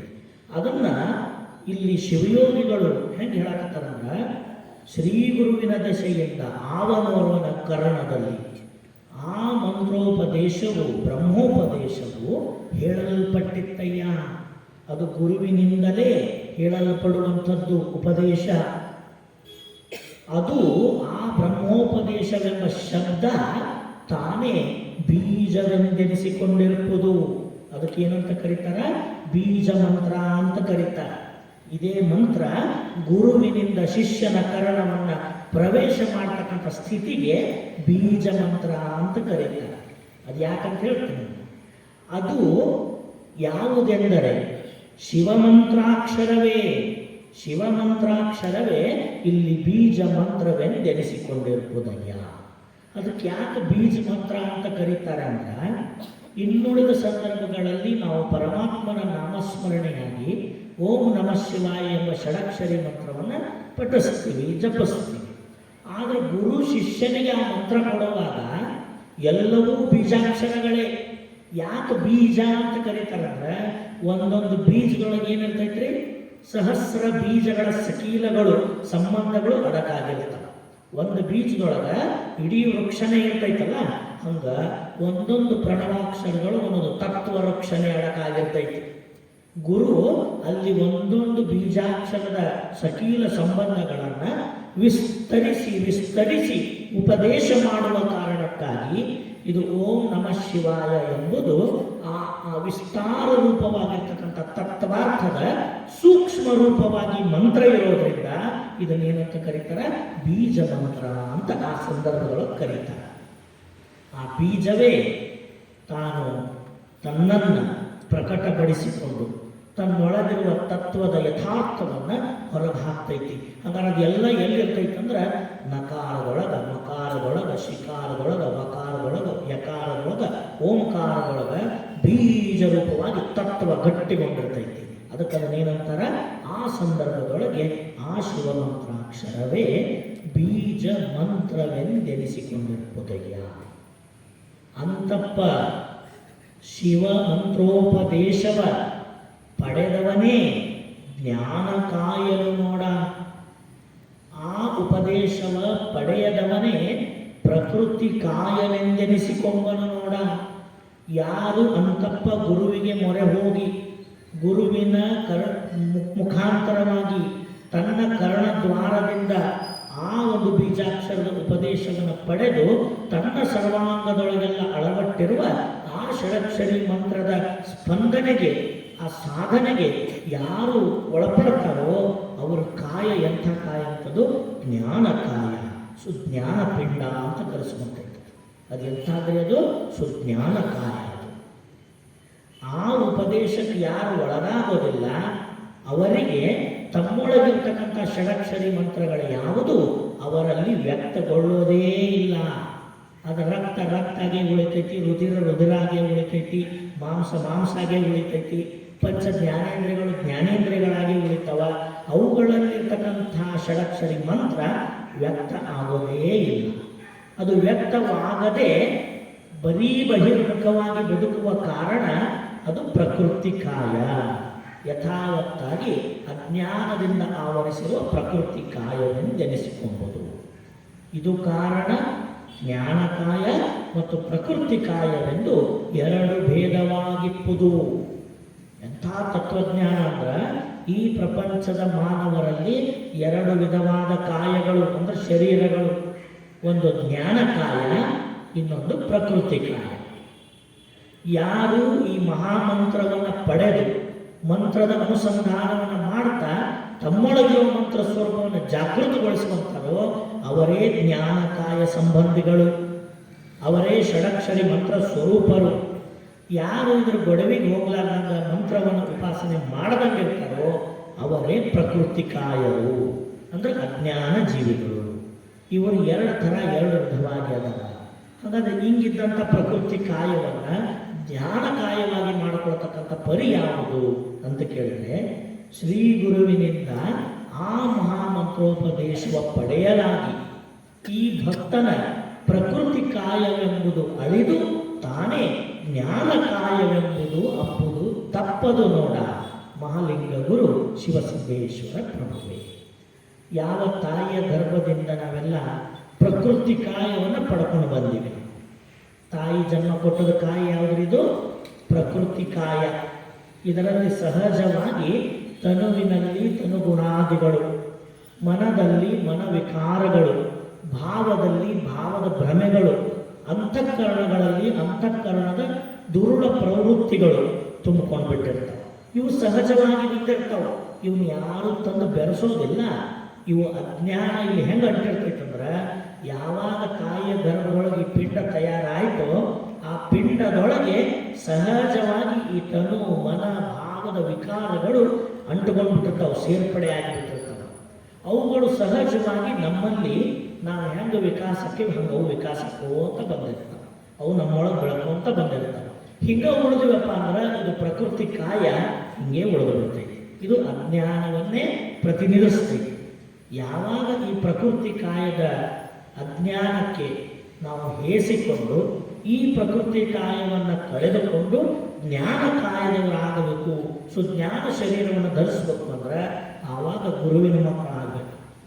ತಂದೆ ತಾಯಿ ಮಕ್ಕಳಾಗಿ ಬಂದಾಗ ಅಜ್ಞಾನ ಶರೀರವನ್ನು ಧರಿಸ್ಕೊಂಡು ಬಂದೀವಿ. ಅವರು ಈ ಒಂದು ದೇಹಕ್ಕೆ ಜನ್ಮ ಕೊಟ್ಟ. ಹಂಗಾರೆ ಇದು ಎಲ್ಲಿಂದ ಬಂದೈತಿ?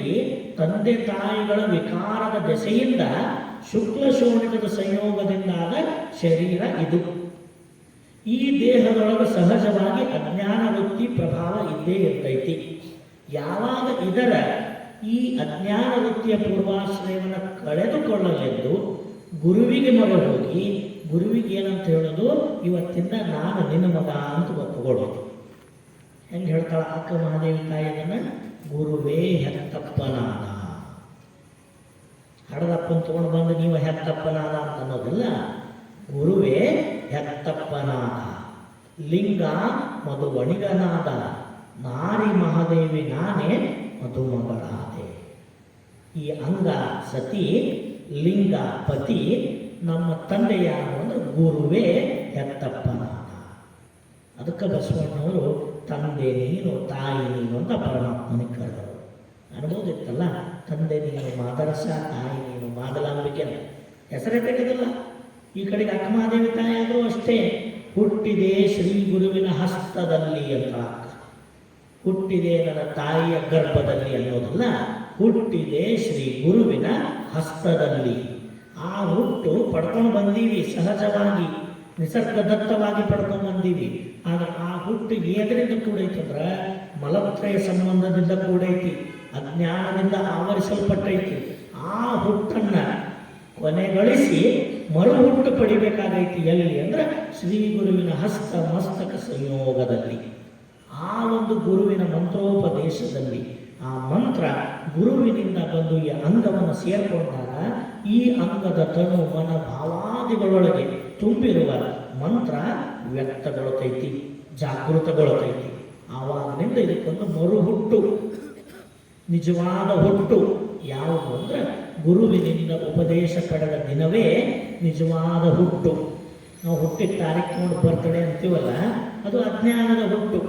ಅದಕ್ಕೆ ಅಕ್ಕ ಸ್ಪಷ್ಟೀಕರಣ ಮಾಡ್ತಾಳ, ನರ ಜನ್ಮವ ತೊಡೆದು ಹರ ಜನ್ಮವ ಮಾಡಿದ ಗುರುವೇ. ಅದು ನರ ಜನ್ಮ, ಗುರು ಉಪದೇಶದಿಂದ ಬಂದದ್ದು ಹರ ಜನ್ಮ. ಹರ ಜನ್ಮವೇ ನಿಜವಾದ ಜನ್ಮ. ಅದಕ್ಕೆ ನಾವು ವಿಚಾರ ಮಾಡಬೇಕು, ನಿಜವಾಗಿ ನಾವೇನೋ ಹುಟ್ಟೇವೋ ಇಲ್ಲ ಅಂತ ಅನಿಸ್ತೈತೆ. ನರಜನ್ಮದಾಗಿದ್ರೆ ಏನು ಹುಟ್ಟದಂಗಲ್ಲ.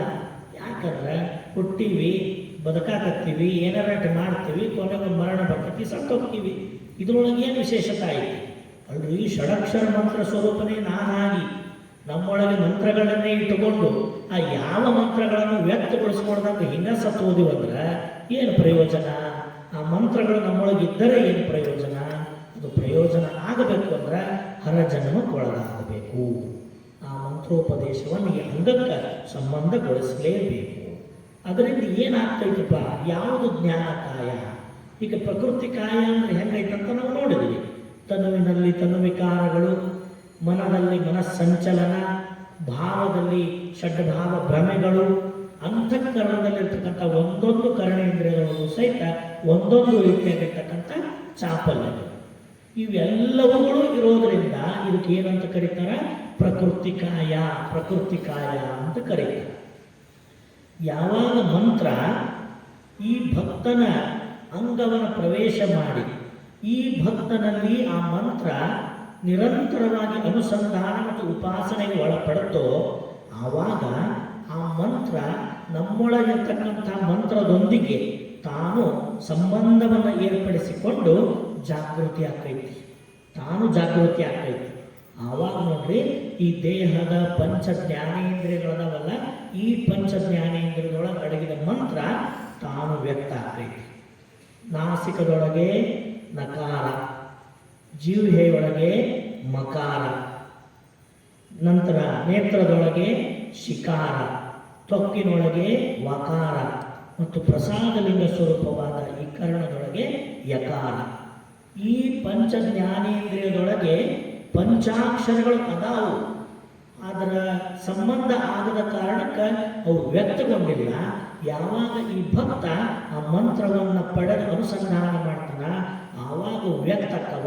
ಆವಾಗ ನಾಸಿಕ ಇದ್ದದ್ದು ನಕಾರ ಪ್ರಣವದ ಸಂಬಂಧದಿಂದ ಆಚಾರಲಿಂಗ ಸ್ವರೂಪವಾಗಿ ಪರಿಣಮಿಸ್ತೈತಿ. ಯಾವ ಮಕಾರ ನಮ್ಮ ನೇತ್ರದೊಳಗೆ ವ್ಯಕ್ತಗೊಂಡು ಈ ನೇತ್ರದಲ್ಲಿ ಅದುವೇ ಮಕಾರವೆಂಬ ಪ್ರಣವವೇ ಗುರುಲಿಂಗವೆಂಬ ಶಿವಲಿಂಗವೆಂಬ ಪ್ರಣವ ಸ್ವರೂಪವಾಗಿ ತಾನು ಪರಿಣಮಿಸ್ತೈತಿ. ನಂತರ ಬರ್ತಕ್ಕಂಥ ಜಿಹ್ವೆಯೊಳಗೆ ಅದೇ ಆ ಒಂದು ಮಂತ್ರದ ಆಚಾರಲಿಂಗ, ಜಿಹ್ವೆ ಗುರುಲಿಂಗ, ಅಲ್ಲಿ ಮಕಾರವೆಂಬ ಪ್ರಣವ ಸ್ವರೂಪ ತಾನೇ ಗುರುಲಿಂಗವೆಂಬ ಸ್ವರೂಪವಾಗಿ ತಾನು ಪ್ರಕಟಗೊಳ್ತೈತಿ. ಯಾವ ಶ್ರೋತ್ರದೊಳಗೆ ಅದೇ ಆ ಒಂದು ಮಂತ್ರ ತಾನು ಸೃಜಿಸಿ ಪ್ರಸಾದಲಿಂಗವೆಂಬ ಪರಿಣಾಮವನ್ನು ಪರಿಣಮಿಸ್ತೈತಿ. ಈ ತೊಕ್ಕಿನೊಳಗೆಲ್ಲ ಆವರಿಸಿರ್ತಕ್ಕಂಥ ಜಂಗಮಲಿಂಗ ಸ್ವರೂಪವಾಗಿರ್ತಕ್ಕಂಥ ಯಕಾರ ತಾನೇ ನಮ್ಮ ತೊಕ್ಕಿನೊಳಗೆ ಜಂಗಮಲಿಂಗವಾಗಿ ಪರಿಣಮಿಸ್ತೈತಿ. ಯಾವ ಪಂಚ ಜ್ಞಾನೇಂದ್ರಿಯಗಳು ತಮ್ಮ ಶಬ್ದ, ಸ್ಪರ್ಶ, ರೂಪ, ರಸ, ಗಂಧವೆಂಬ ಪಂಚ ವಿಷಯಗಳೆಲ್ಲವನ್ನು ಕೂಡ ಪ್ರಸಾದ ಸ್ವರೂಪವಾಗಿ ಆಸ್ವಾದನೆ ಮಾಡಬೇಕಾದ್ರೆ ಅಲ್ಲಿ ಈ ಪ್ರಣವ ಮಂತ್ರಗಳು ಜಾಗೃತ ಆಗಬೇಕು. ನಮ್ಮ ಪಂಚ ಜ್ಞಾನೇಂದ್ರಿಯದಲ್ಲಿ ಏನು ಬರ್ಬೇಕ್ರಿ? ನಮಃ ಶಿವಾಯ. ನಮ್ಮೊಳಗಿರ್ತಕ್ಕಂಥ ಪಂಚ ಅಂತಃಕರಣಗಳು ಚಿತ್ತ, ಬುದ್ಧಿ, ಅಹಂಕಾರ, ಮನ ಮತ್ತು ಜ್ಞಾನ.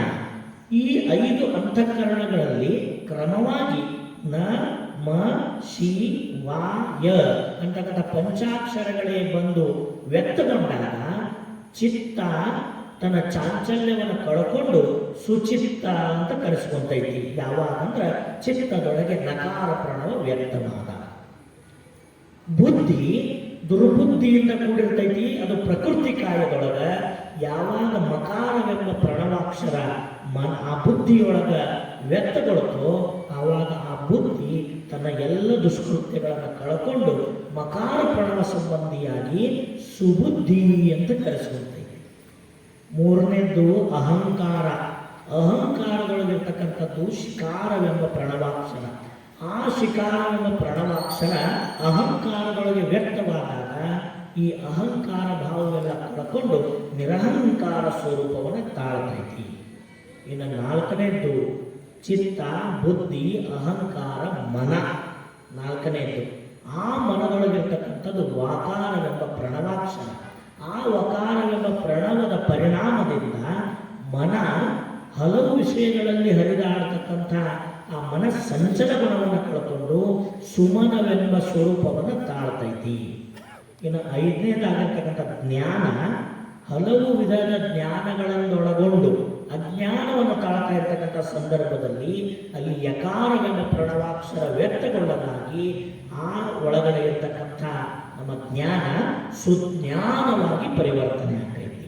ಹಂಗಾದ್ರೆ ಪ್ರಕೃತಿ ಕಾಯ ಒಂದು ಕಡೆ ನೋಡ್ರಿ, ಚಿತ್ತ, ಬುದ್ಧಿ, ಅಹಂಕಾರ, ಮನ, ಜ್ಞಾನ, ಇದು ಪ್ರಕೃತಿ ಕಾಯ.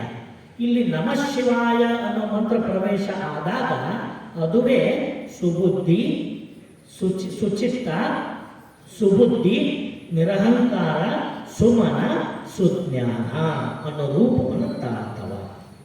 ಅರ್ಥ ಆಗ್ತಲ್ರಿ? ಪ್ರಕೃತಿ ಕಾಯ ಅಂದ್ರೇನು, ಮಂತ್ರ ಸಂಬಂಧ ಆದಾಗ ಅವು ಏನು ಪರಿವರ್ತನೆ ಆಗ್ತವೆ. ಇಲ್ಲಿ ನಮ್ಮ ಜ್ಞಾನೇಂದ್ರಿಯಗಳಿದ್ವಲ್ಲ, ಕಣ್ಣು, ಕಿವಿ, ಮೂಗು, ನಾಲಿಗೆ, ಚರ್ಮ, ಇವು ಪ್ರಕೃತಿ ಕಾಯಗಳು. ಇಲ್ಲಿ ನಮ್ಮ ಶಿವಾಯ ಮಂತ್ರ ವ್ಯಕ್ತಗೊಂಡಾಗ ಅದುವೇ ಆಚಾರಲಿಂಗ, ಗುರುಲಿಂಗ, ಶಿವಲಿಂಗ, ಜಂಗಮಲಿಂಗ, ಪ್ರಸಾದಲಿಂಗವೆಂಬ ರೂಪವನ್ನು ತಾಳ್ತವ. ಇನ್ನು ನಮ್ಮೊಳಗಿನ 5 ಕರ್ಮೇಂದ್ರಿಯಗಳದಾವಲ್ಲ, ವಾಕು, ಪಾದ, ಪಾಣಿ, ಗುದ, ಗುಹ್ಯ, ಈ 5 ಕರ್ಮೇಂದ್ರಿಯಗಳಲ್ಲಿ ಕ್ರಮವಾಗಿ ಇದೇ ನಮ್ಮ ಶಿವಾಯ ಮಂತ್ರ ವ್ಯಕ್ತಗೊಂಡಾಗ ಆ ಕರ್ಮೇಂದ್ರಿಯಗಳಿಂದ ನಡೀತಕ್ಕಂಥ ಎಲ್ಲ ಕ್ರಿಯೆಗಳು ಶಿವಕ್ರಿಯೆಗಳಾಗಿ, ಲಿಂಗಕ್ರಿಯೆಗಳಾಗಿ ಪರಿಣಮಿಸ್ತವ. ಇದು ಜ್ಞಾನಕಾಯ, ಅದು ಪ್ರಕೃತಿ ಕಾಯ. ಪ್ರಕೃತಿ ಕಾಯ ಇದ್ದದ್ದು ಜ್ಞಾನಕಾಯವಾಗಬೇಕಾದ್ರೆ ಈ ಮಂತ್ರಗಳು ಆ ನಮ್ಮ ಅಂಗದೊಳಗೆ ಸ್ಫುರಿಸಬೇಕು, ಆ ಮಂತ್ರಗಳು ಸ್ಪಂದಿಸಬೇಕು. ಅವು ಎಲ್ಲಿಂದ? ಹೊರಗಿಂದ ಬರೋದಲ್ಲ, ಒಳಗೆ ಅದಾವ, ಈಗಾಗಲೇ ಅದಾವ. ಎಲ್ಲೆಲ್ಲ ಅದಾವ ಅಂತ ನೋಡಿದ್ವಲ್ಲ.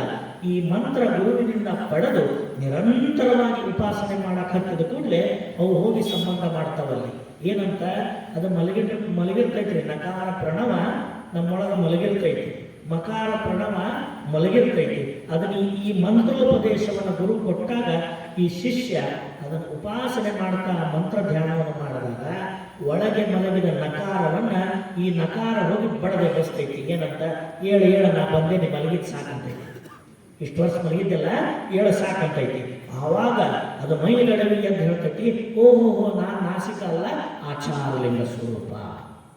ನಾನು ಜೀವನ ಅಲ್ಲ, ನಾನು ಗುರುಲಿಂಗ ಸ್ವರೂಪ. ನಾನು ನೇತ್ರ ಅಲ್ಲ, ನಾನು ಶಿವಲಿಂಗ ಸ್ವರೂಪ. ನಾನು ಚರ್ಮ ತೊಕ್ಕಲ್ಲ, ಜಂಗಮಲಿಂಗ ಸ್ವರೂಪ. ನಾನು ಕಿವಿ ಅಲ್ಲ, ಪ್ರಸಾದಲಿಂಗ ಸ್ವರೂಪ ಅಂತ ಅವುಗಳಿಗೆ ಒಳಗಡೆ ಇರ್ತಕ್ಕಂಥ ಆ ಪ್ರಣವಾಕ್ಷರಗಳು ವ್ಯಕ್ತಗೊಂಡಾಗ ತಾನ ಮೂಲ ಸ್ವರೂಪ ನಿಜ ಏನು ಅಂತಕ್ಕಂಥ ಸತ್ಯದ ಸ್ವರೂಪ ಅಲ್ಲಿ ಅರಿವಿಗೆ ಬರ್ತೈತಿ. ಇದು ಪ್ರಕೃತಿ ಕಾಯ ಇದ್ದದ್ದನ್ನು ಸುಜ್ಞಾನಕಾಯವಾಗಿ ಮಾಡ್ತಕ್ಕಂಥದ್ದು ಯಾವುದು ಅಂತ ಕೇಳಿದರೆ ಮಂತ್ರದ ಅನುಸಂಧಾನ. ಇದೇ ಮಂತ್ರದ ಅನುಸಂಧಾನ ಈ ಭಕ್ತನಲ್ಲಿ ಅಳವಟ್ಟಿರುವ 6 ಚಕ್ರಗಳಲ್ಲಿ ಆಧಾರ, ಸ್ವಾಧಿಷ್ಠಾನ, ಮಣಿಪೂರಕ, ಅನಾಹತ, ವಿಶುದ್ಧಿ ಮತ್ತು ಆಜ್ಞಾ ಚಕ್ರಗಳಲ್ಲಿ ನಕಾರ, ಮಕಾರ, ಶಿಕಾರ, ವಕಾರ, ಯಾಕಾರ ಮತ್ತು ಓಂಕಾರವಾಗಿ ಅಳವಟ್ಟಾಗ ಅಲ್ಲಿ ಏನು ಅದವಲ್ಲ, ಒಂದೊಂದು ಚಕ್ರಗಳಲ್ಲಿ ಒಂದೊಂದು ಭೂತಗಳು ನೆಲೆಸ್ಯಾವ. ಯಾವ ಭೂತಗಳು? ಆಧಾರ ಚಕ್ರದಲ್ಲಿ ಪೃಥ್ವಿ ಎಂಬ ಭೂತ, ಸ್ವಾಧಿಷ್ಠಾನ ಚಕ್ರದಲ್ಲಿ ಜಲವೆಂಬ ಭೂತ, ಮಣಿಪೂರಕ ಚಕ್ರದಲ್ಲಿ ಅಗ್ನಿ ಎಂಬ ಭೂತ, ಅನಾಹತವೆಂಬ ಚಕ್ರದಲ್ಲಿ ವಾಯು ಎಂಬ ಭೂತ, ವಿಶುದ್ಧಿ ಎಂಬ ಚಕ್ರದಲ್ಲಿ ಆಕಾಶವೆಂಬ ಭೂತ, ನಂತರ ಇಲ್ಲಿರ್ತಕ್ಕಂಥ ಭ್ರೂಮಧ್ಯದಲ್ಲಿ ಆತ್ಮನೆಂಬ ತತ್ವ. ಇವೇನು ನಮ್ಮೊಳಗೆ 6 ತತ್ವಗಳು 6 ಚಕ್ರದೊಳಗೆ ಭೂತಗಳಾಗಿ ನೆಲೆಸವಲ್ಲ, ಆ ಪಂಚಭೂತಗಳ ಪೂರ್ವಾಶ್ರಯ ಗುಣವನ್ನು ಒಂದೊಂದು ಪ್ರಣವಾಕ್ಷರಗಳು ಬೆರೆತು ಸ್ಪಂದಿಸಿ ಅಲ್ಲಿರುವ ಭೂತದ ಗುಣವನ್ನು ಕಳೆದು ಬಿಡ್ತಾವೆ. ಪೃಥ್ವಿ ತತ್ವದ ಗುಣ ಕಠಿಣತೆಯನ್ನು ನಕಾರ ಪ್ರಣವ ಕಳೀತೈತಿ. ಜಲತತ್ವದ ಅಧೋಮುಖಿ ಪ್ರವೃತ್ತಿಯನ್ನು ಮಕಾರ ಪ್ರಣವ ನಾಶ ಮಾಡ್ತೈತಿ. ಅಗ್ನಿ ತತ್ವದ ಅಹಂಕಾರ ಗುಣವನ್ನು ಶಿಕಾರ ಪ್ರಣವ ನಾಶ ಮಾಡ್ತೈತಿ. ವಾಯು ತತ್ವದ ಸಂಚರಿಸುವಿಕೆಯನ್ನು ವಕಾರ ಪ್ರಣವ ನಾಶ ಮಾಡ್ತೈತಿ. ಕೊನೆಗಿರ್ತಕ್ಕಂಥ ಆಕಾಶ ತತ್ವದ ವಾಹನ ಭರಿತತೆ ಅಂದರೆ ಸಕಲ ಸೌಲಭ್ಯಗಳನ್ನು, ದ್ರವ್ಯ ರಾಶಿಗಳನ್ನು ಪಡೆದು ಮದೋನ್ಮತ್ತನಾಗಿರ್ತಕ್ಕಂಥ ಮದವನ್ನು ಯಕಾರ ಪ್ರಣವ ನಾಶ ಮಾಡ್ತೈತಿ. ಆತ್ಮದೊಳಗಿರ್ತಕ್ಕಂಥ ನಾನೆಂಬ ಭಾವವನ್ನು ಓಂಕಾರ ಪ್ರಣವ ನಾಶ ಮಾಡಿ ಇದು ಕೇವಲ ಪರಮಾತ್ಮನೇ ಸ್ವರೂಪ ಅಂತ ನಿರ್ಧಾರಕ್ಕೆ ತಗೊಂಡು ಬರ್ತೈತಿ. ಹಾಗಾದ್ರೆ ಈ ಚಕ್ರದೊಳಗೂ, ಜ್ಞಾನೇಂದ್ರಿಯದೊಳಗೂ, ಕರ್ಮೇಂದ್ರಿಯದೊಳಗೂ, ಅಂತಃಕರಣದೊಳಗೂ ಎಲ್ಲದರೊಳಗೂ ಕೂಡ ಇರತಕ್ಕಂಥ ಪ್ರಕೃತಿ ಗುಣ ಸ್ವಭಾವಗಳನ್ನು ಓಂ ನಮಃ ಶಿವಾಯ ಎಂಬ ಷಡಕ್ಷರಿ ಮಂತ್ರ ನೆಲೆಸಿ ಅಲ್ಲಿರ್ತಕ್ಕಂಥ ಪ್ರಾಣ ಪ್ರಕೃತಿ ಎಲ್ಲವನ್ನು ಕಳೆದು ಕೇವಲ ಜ್ಞಾನ ಸ್ವರೂಪವನ್ನು ಸಂಬಂಧ ಮಾಡ್ತೈತಲ್ಲ, ಆವಾಗ ಏನಂತ ಕರೆಸ್ಕೊಂಡ್ರೆ ಪ್ರಕೃತಿ ಕಾಯವು ಕಳೆದು ಜ್ಞಾನಕಾಯ ಅಂತ ಕರೆಸ್ಕೊಂತಾರೆ. ಸುಮ್ಮನೆ ಮಂತ್ರ ಹೇಳಿದ್ರೆ ಕೇಳಿದ್ರೆ ಜ್ಞಾನಕಾಯ ಆಗೋದಿಲ್ಲ. ಇಷ್ಟು ಪರಿವರ್ತನೆಗಳು ಎಲ್ಲೆಲ್ಲಿ ಪಂಚ ಜ್ಞಾನೇಂದ್ರಿಯದಲ್ಲಿ, ಪಂಚ ಕರ್ಮೇಂದ್ರಿಯಗಳಲ್ಲಿ, ಅಂತಃಕರಣಗಳಲ್ಲಿ, ಷಡ್ಚಕ್ರಗಳಲ್ಲಿ ಎಲ್ಲೆಲ್ಲಿ ದೋಷ ಐತಿ ಅಲ್ಲೆಲ್ಲ ಮಂತ್ರ ಹೊಕ್ಕು ದೋಷವನ್ನು ಹೊರಗೆ ಹಾಕ್ತೈತಿ. ಒಳಗಿರೋ ದೋಷವನ್ನು ಹೊರಗೆ ಹಾಕ್ತೈತಿ. ಹೆಂಗೆ ನಮ್ಮೊಳಗೆ ಏನಾರ ತೊಂದರೆ ಆಗಿದ್ರೆ ಡಾಕ್ಟರ್ ಒಂದು ಔಷಧ ಕೊಡ್ತಾರ, ಆ ಔಷಧ ಹೋಗಿ ಆ ಅಂಗದೊಳಗೆ ಬೆರೆತು ಅಲ್ಲಿರುವ ದೋಷವನ್ನು ನಿವಾರಣೆ ಮಾಡ್ತೈತಲ್ಲ, ಹಂಗ ಈ ಭಕ್ತನ ಭವರೋಗವನ್ನು ಯಾವುದು ಕಳೀತೈತಂದ್ರೆ ಶಿವ ಮಹಾಮಂತ್ರವೆಂಬ ಮದ್ದು ಈ ಭಕ್ತನ ಅಂಗದೊಳಗೆ ಸೇರಿ ಎಲ್ಲ ದೋಷಗಳನ್ನು, ಭವರೋಗವನ್ನು ನಿವಾರಣೆ ಮಾಡ್ತೈತಿ. ಅದಕ್ಕೆ ಆ ಕಾರಣಕ್ಕಾಗಿಯೇ ಶಿವಯೋಗಿಗಳು ಏನಂದ್ರು, ಇಂತಪ್ಪ ಶಿವ ಮಹಾಮಂತ್ರವ ಎನ್ನಂಗಕ್ಕೆ ಸಂಗಿಸಲಾಗಿ ಎನ್ನ ಮರಣದ ಭಯ ಹಿಂಗಿತ್ತಯ್ಯ ಅಖಂಡೇಶ್ವರ. ಜನನಕ್ಕೆ ಒಳಗಾಗುವ ಜನಿತನೂ ನಾನಲ್ಲ, ಮರಣಕ್ಕೆ ಒಳಗಾಗುವ ದೇಹನೂ ನಾನಲ್ಲವೆಲ್ಲ. ಜನನ ಮರಣಗಳ ಉಪಾಧಿಯ ಬೇರನ್ನೇ ಕಳೆದು ಭವಬಂಧನದಿಂದ ಮುಕ್ತವನ್ನಾಗಿ ಮಾಡ್ತಕ್ಕಂಥ ಮದ್ದು, ಔಷಧ ಕೊಡೋರು ಯಾರು ಅಂದರೆ ವೈದ್ಯನಾಗಿ ಬರುವನು ಶ್ರೀಗುರು. ಕೊಡುವ ಔಷಧ ಮದ್ದು ಷಡಕ್ಷರಿ ಮಂತ್ರ. ಅರ್ಥ ಆಗ್ತದ್ರಿ? ಇಂಥ ಮಂತ್ರ ನಮ್ಮ ಪ್ರಕೃತಿ ಕಾಯವನ್ನು ಕಳೆದು ಜ್ಞಾನ ಕಾಯವಾಗಿ ಮಾಡುವಂಥದ್ದು. ಹಾಗಾದ್ರೆ ಈ ಮಂತ್ರದೊಳಗೆ ಒಂದಿಷ್ಟು ವಿಶೇಷತೆ ಎತ್ತಿ ತೋರಿಸ್ತಾರೆ ನಮ್ಮ ಸಿದ್ದರಾಮೇಶ್ವರರು. ನಮ್ಮ 6 ಚಕ್ರಗಳಲ್ಲಿ ನಮ ಶಿವಾಯ ಅಂತ ಹೇಳಿದ್ವಿ. ಇನ್ನು 3 ಚಕ್ರಗಳಿಗೆ ಅವ್ರು ಬೀಜಾಕ್ಷರ ಅದಾವೋ ಇಲ್ಲೋ? ಬೀಜಾಕ್ಷರಗಳದಾವ, ಬೀಜಾಕ್ಷರಗಳೇ ಇರ್ತಾವ. ಈ ಷಡಕ್ಷರಿ ಮಂತ್ರದೊಳಗೆ 6 ಚಕ್ರಗಳಿಗೆ 6 ಮಂತ್ರಗಳದಾವಲ್ಲ. ಇನ್ನು ಮುಂದೆ ನಮಗೆ ಇಲ್ಲಿ 3 ಚಕ್ರಗಳು ತೋರಿಸ್ತಾರೆ. ಒಂದು ಬ್ರಹ್ಮಚಕ್ರ, ಒಂದು ಶಿಖಾಚಕ್ರ, ಹಿಂದ್ಗಡೆ ಇರ್ತಕ್ಕಂಥದ್ದು ಪಶ್ಚಿಮ ಚಕ್ರ. ಈ ನಮ್ಮಲ್ಲಿರ್ತಕ್ಕಂಥ ಬ್ರಹ್ಮಚಕ್ರ, ಶಿಖಾಚಕ್ರ ಮತ್ತು ಪಶ್ಚಿಮ ಚಕ್ರಗಳಲ್ಲಿ ಕ್ರಮವಾಗಿ ನಾದ ಬಿಂದು ಕಳಾ ಸ್ವರೂಪವಾಗಿರುವ ಅಕಾರ ಉಕಾರ ಮಕಾರಗಳಿಗೆ ಆಧಾರವಾದ ಬ ಸ ವ ಬಕಾರ ಸಕಾರ ಮತ್ತು ವಕಾರಗಳು ಅಲ್ಲಿ ಅಳವಟ್ಟಿರ್ತವೆ. ಅವುಗಳನ್ನು ಯಾಕೆ ಪ್ರತ್ಯೇಕ ಮಾಡಿ ಹೇಳೋದಿಲ್ಲ ಅಂದ್ರೆ ಓಂಕಾರ ಬಂದಾಗ ಅದರೊಳಗೆ ಅಳವಟ್ಟು ಬಿಟ್ಟಿರ್ತೈತೆ. ಇದು ಎಲ್ಲಿ ದೋಷ ಆಗೈತೆ ನಮ್ಮೊಳಗಂದ್ರೆ ಇದನ್ನು ಪ್ರತ್ಯೇಕವಾಗಿ ತೋರ್ಸಾಕ ಪ್ರತಿನಿಧಿಸಾಕ ಹೋಗಿ ಮಂತ್ರದ ಸ್ವರೂಪನೇ ಬದಲಿ ಮಾಡಿಬಿಟ್ರು. ಒಂದು ಕಡೆಗೆ ಮಂತ್ರದ ಸ್ವರೂಪನೇ ಬದಲಿ ಮಾಡಿಬಿಟ್ರು. ಒಬ್ಬರು ಆ ಬಸವಾಕ್ಷರತ್ರಯವನ್ನು ಷಡಕ್ಷರಕ್ಕಿಂತ ಮೊದಲು ಹಚ್ಚಿ ಬಸವ ಓಂ ನಮ ಶಿವಾಯ ಮಾಡಿದ್ರು. ಇನ್ನೊಂದು ಕಡೆಗೆ ಈ ಚಕ್ರಗಳ ಆಧಾರಗಳು ತಗೊಂಡ್ಬಂದು ನಮ ಶಿವಾಯ ಓಂ ಬಸವ ಮಾಡಿದ್ರು. ಈ ಥರ ಮಾಡಿದಾಗ ಏನಾಗ್ತೈತಿ ಅಂದ್ರೆ ಬಸವ ಅನ್ನೋ ತತ್ವವನ್ನು ಷಡಕ್ಷರದಿಂದ ಬೇರ್ಪಡಿಸಿದಾಗ ಆಗ್ತೈತಿ. ಅದರಿಂದ ಇದು ಬೇರೆ ಮಾಡಿದಾಗ ಆಗ್ತೈತಿ. ನಾವು ಬೇರೆ ಮಾಡಿದ್ವಿ ಅಂದ್ರೆ ಶರಣ ತತ್ವಕ್ಕೆ ಧಕ್ಕೆ.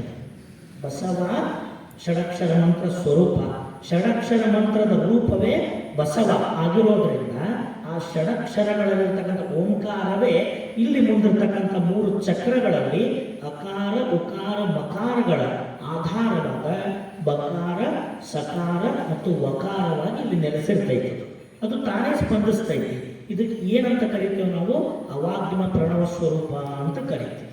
ಇದು ಯಾವುದ್ರಿ? ಇದು ಬಾಯಿಂದ ಅನ್ನಕ್ಕೆ ಬರಲ್ಲ, ಆಗ ಸ್ಪಂದನೆ ಮಾತ್ರ ಒಳಗೆ ಇದ್ದೇ ಇರ್ತೈತಿ. ಅದಕ್ಕೆ ಏನಂತಾರೆ?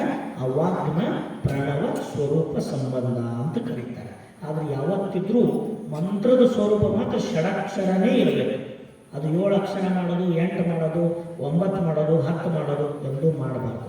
ಯಾಕೆ ಮಾಡಬಾರ್ದು ಅಂದ್ರೆ ಇದು ನಮ್ಮ ನಿರ್ಣಯ ಅಲ್ಲ, ಶರಣರ ವಚನಗಳ ನಿರ್ಣಯ, ಸಿದ್ಧಲಿಂಗ ಶಿವಯೋಗಿಗಳ ವಚನಗಳ ನಿರ್ಣಯ, ಸ್ವತಂತ್ರ ಸಿದ್ಧಲಿಂಗೇಶ್ವರರ ನಿರ್ಣಯ, ಅಖಂಡೇಶ್ವರರ ನಿರ್ಣಯ. ಆದರೆ ಇವತ್ತು ನಾವು ಎಲ್ಲ ವಚನಗಳ ಕಡೆ ಗಮನ ಕೊಡದೆ ಒಂದೊಂದು ಹೊಸ ಮಂತ್ರಗಳು ಸೃಷ್ಟಿಯಾಗ್ಯಾವಲ್ಲ, ಅದನ್ನ ಎಂದೂ ನಾವು ಮಾಡಬಾರ್ದು. ಇದನ್ನು ಮಾಡ್ಕೊತ ಹೋಗ್ರಿ ಅಂತ ದಾರಿ ತೋರಿಸ್ಯಾರ. ಸುಮ್ಮನೆ ಮಾಡಿದ್ರೆ ಸಾಕು ಸಾಧನೆ ಆಗೈತಿ. ಆದರೆ ನಾವು ಹೊಸ ಹೊಸ ಮಂತ್ರ ಕಂಡು ಹಿಡಿಬಾರ್ದು. ಒಮ್ಮೆ ಇದೇ ಮಂತ್ರ ಹೇಳುವಾಗ ಎಂಥ ಸಮಸ್ಯೆ ಬಂತಂದ್ರೆ, ಇದರ ಮಂತ್ರದ ಮಹಾತ್ಮೆ ಎಲ್ಲ ಹೇಳಿ ಬಂದ ಮೇಲೆ ಒಬ್ಬರು ಬಂದು ನನ್ನ ಅಂತೇಳಿ ಇದು ಒಂದು ಕಮ್ಮಟ ಮಾಡಿದಾಗ ಬಂದು ಮಂತ್ರ ವಿಷಯ ನಾನೇ ಹೇಳಿದ್ದೆ.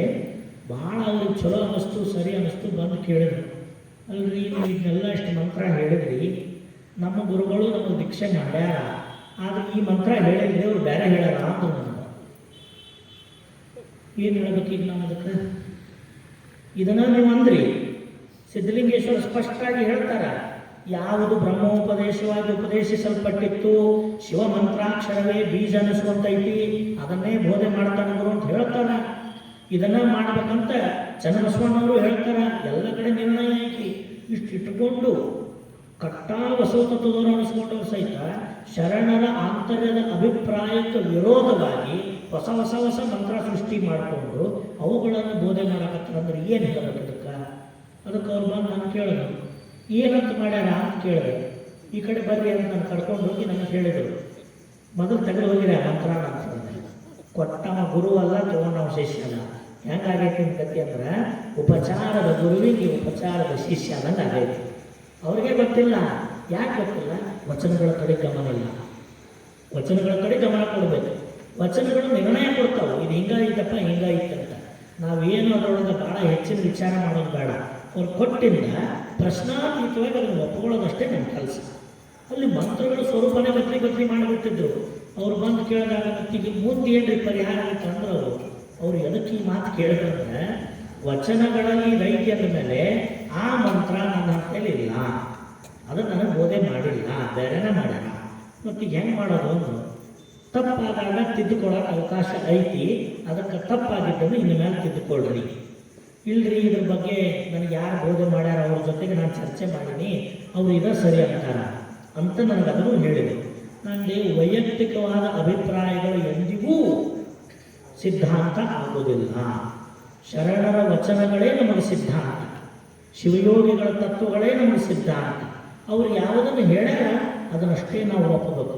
ಅದನ್ನು ಬಿಟ್ಟು ಸೇರ್ಪಡೆನೂ ಮಾಡಬಾರ್ದು, ಇದ್ದದ್ರೊಳಗೆ ಕಡಿತನೂ ಮಾಡಬಾರ್ದು. ಮತ್ತು ಹೆಂಗೆ ಮಾಡೋದ್ರಿ ಅಂದರು, ಆವಾಗ ಕಮ್ಮಟದೊಳಗೆ ವಿ ಸಿದ್ದರಾಮಣ್ಣರ ಅಪ್ಪರಿದ್ದರು. ಇನ್ನು ಆವಾಗ ವಿ ಸಿದ್ದರಾಮಣ್ಣರಿದ್ದರು. ನಾನಂದೆ ಇಂಥವ್ರ ಕಡೆಗೆ ಹೋಗಿ ಅವ್ರ ಗುರುತ್ವದೊಳಗೆ ಇನ್ನೊಂದು ಸಾರಿ ಮಂತ್ರೋಪದೇಶ ತಗೊಳ್ರಿ, ಇನ್ನೊಂದು ಸಾರಿ ತಗೊಳ್ರಿ. ಸರಿಯಾದ ಮಂತ್ರೋಪದೇಶ ತಗೊಂಡವರು ಮತ್ತೆ ತಗೋಬಾರ್ದು. ಒಂದೇ ಗುರುವಿನ ಬಳಿ ಒಮ್ಮೆ ಉಪದೇಶ ಮಾಡ್ಕೋಬೇಕು. ಮತ್ತು ಎಲ್ಲರೂ ಇಂಥ ತಪ್ಪ ದೋಷವುಳ್ಳಂಥ ಮಂತ್ರಗಳನ್ನು ಯಾರು ಉಪದೇಶ ತಗೊಂಡಿದ್ರೆ ಅಂಥವರು ಈ ತತ್ವ ತಿಳಿದ ಮೇಲೆ ಅದನ್ನು ಯೋಗ್ಯವಾದ ಗುರುಗಳ ಹತ್ರ ಹೋಗಿ ಅದನ್ನು ಮತ್ತೊಮ್ಮೆ ಮಂತ್ರೋಪದೇಶ ತಗೊಳ್ಳೇಬೇಕು. ಯಾಕಂದ್ರೆ ಈ ಮಂತ್ರ ಬಿಟ್ಟು ನಾವು ಯಾವ್ದಾರ ಮಂತ್ರ ಹೇಳ್ಕೊಂಡು ಏನಾರ ಮಾಡಿದ್ವಿ ಉಪಾಸನೆ ಅಂದ್ರೆ ಸಾಧನೆನೇ ಒಳಗೊಳ್ಳೋದಿಲ್ಲ. ಇಡೀ ಬ್ರಹ್ಮಾಂಡ ಬಂದದ್ದು, ನಾವುಗಳು ಬಂದದ್ದು ಇದ ಮಾರ್ಗದೊಳಗೆ. ನಾವು ಮುಂದೆ ನಿವೃತ್ತಿಗೊಂಡು ಮ್ಯಾಲೆ ಹೋಗ್ಬೇಕಾಗಿದ್ದು ಇದ ಮಾರ್ಗದೊಳಗೆ. ಮ್ಯಾಗಿಂದ ಕೆಳಗೆ ಹೆಂಗೆ ಬಂದೀವಿ ನಾವು? ಯ ವಾ ಶಿ ಮ ನ ಈ ಕ್ರಮದಾಗ ಕೆಳಗೆ ಬಂದೀವಿ. ಆಕಾಶ, ವಾಯು, ಅಗ್ನಿ, ಜಲ, ಪೃಥ್ವಿಯಾಗಿ ಬಂದೀವಿ. ಈಗ ನಾವು ಹೊಳ್ಳಿ ಮತ್ತೆ ಈ ಪ್ರವೃತ್ತಿಯಾಗಿ ಬಂದವರು ನಿವೃತ್ತಿಯಾಗಿ ಮ್ಯಾಗ ಹೋಗ್ಬೇಕಂದ್ರೆ ಹೆಂಗೆ ಹೋಗ್ಬೇಕ್ರಿ? ನಮಃ ಶಿವಾಯ ಓಂ ಅಂತ ಹೋಗ್ಬೇಕು. ಇದಕ್ಕೆ ಮತ್ತೇನು ಸೇರಿಸ್ತೀರಿ, ಏನು ಕಳಿತೀರಿ? ಬರೋವಾಗ ಹಿಂಗೆ ಬಂದೀವಿ, ಹೋಗೋವಾಗ ಹಿಂಗೆ ಹೋಗ್ಬೇಕು, ಬೇರೆ ದಾರಿಯಿಂದ ಹೋಗ್ಬೇಕು. ಅದಕ್ಕಾಗಿ ಅವಾಕ್ಯನ ಪ್ರಣವ ಸ್ವರೂಪವಾಗಿ ಅವು ಸ್ಪಂದಿಸ್ತಾವ. ಆದರೆ ಅವನ್ನು ಪ್ರತ್ಯೇಕ ಮಾಡಬಾರ್ದು, ಮಂತ್ರಗಳನ್ನು ಪ್ರತ್ಯೇಕ ಮಾಡಬಾರ್ದು. ಅದಕ್ಕೆ ಮಂತ್ರದೊಳಗೆ 10 ವಿಧದ ಮಂತ್ರಗಳಿಲ್ಲ. ಮಂತ್ರ ಅಂದ್ರೆ ಒಂದೇ ಮಂತ್ರವಾಗಿ ನಮ್ಮೊಂದಿಗೆ ಇರುತ್ತೈತಿ. ಅರ್ಥಾತಲ್ರಿ?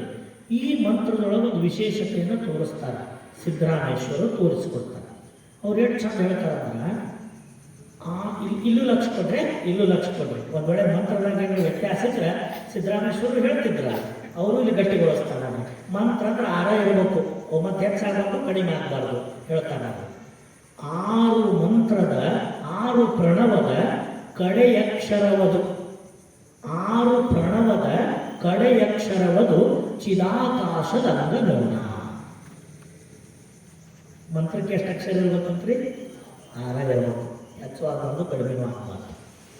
ಆ 3 ಬಸವಾಕ್ಷರ ತ್ರಯಗಳು ಓಂಕಾರದೊಳಗೆ ಅವಾಕ್ಯ ಪ್ರಣವವಾಗಿ ಅಡಗಿರ್ತಾವ. ಅದನ್ನು ಹೊರಗೆ ಮಾಡಿ ಹೇಳಂಗಿಲ್ಲ, ಅದರೊಳಗೆ ಅದು ಇರ್ತೈತಿ. ಅದನ್ನು ಬಿಚ್ಚಿ ಬೇರೆ ಮಾಡಬಾರ್ದು. ಬೇರೆ ಮಾಡಿದ್ವಿ ಅಂದ್ರೆ ನಮಃ ಶಿವಾಯ ಬಿಟ್ಟು ಬಸವ ಬೇರೆ, ಬಸವನ ಬಿಟ್ಟು ನಮಃ ಶಿವಾಯ ಬೇರೆ ಅಂತ ಹೇಳೋದಾಗುತ್ತೆ.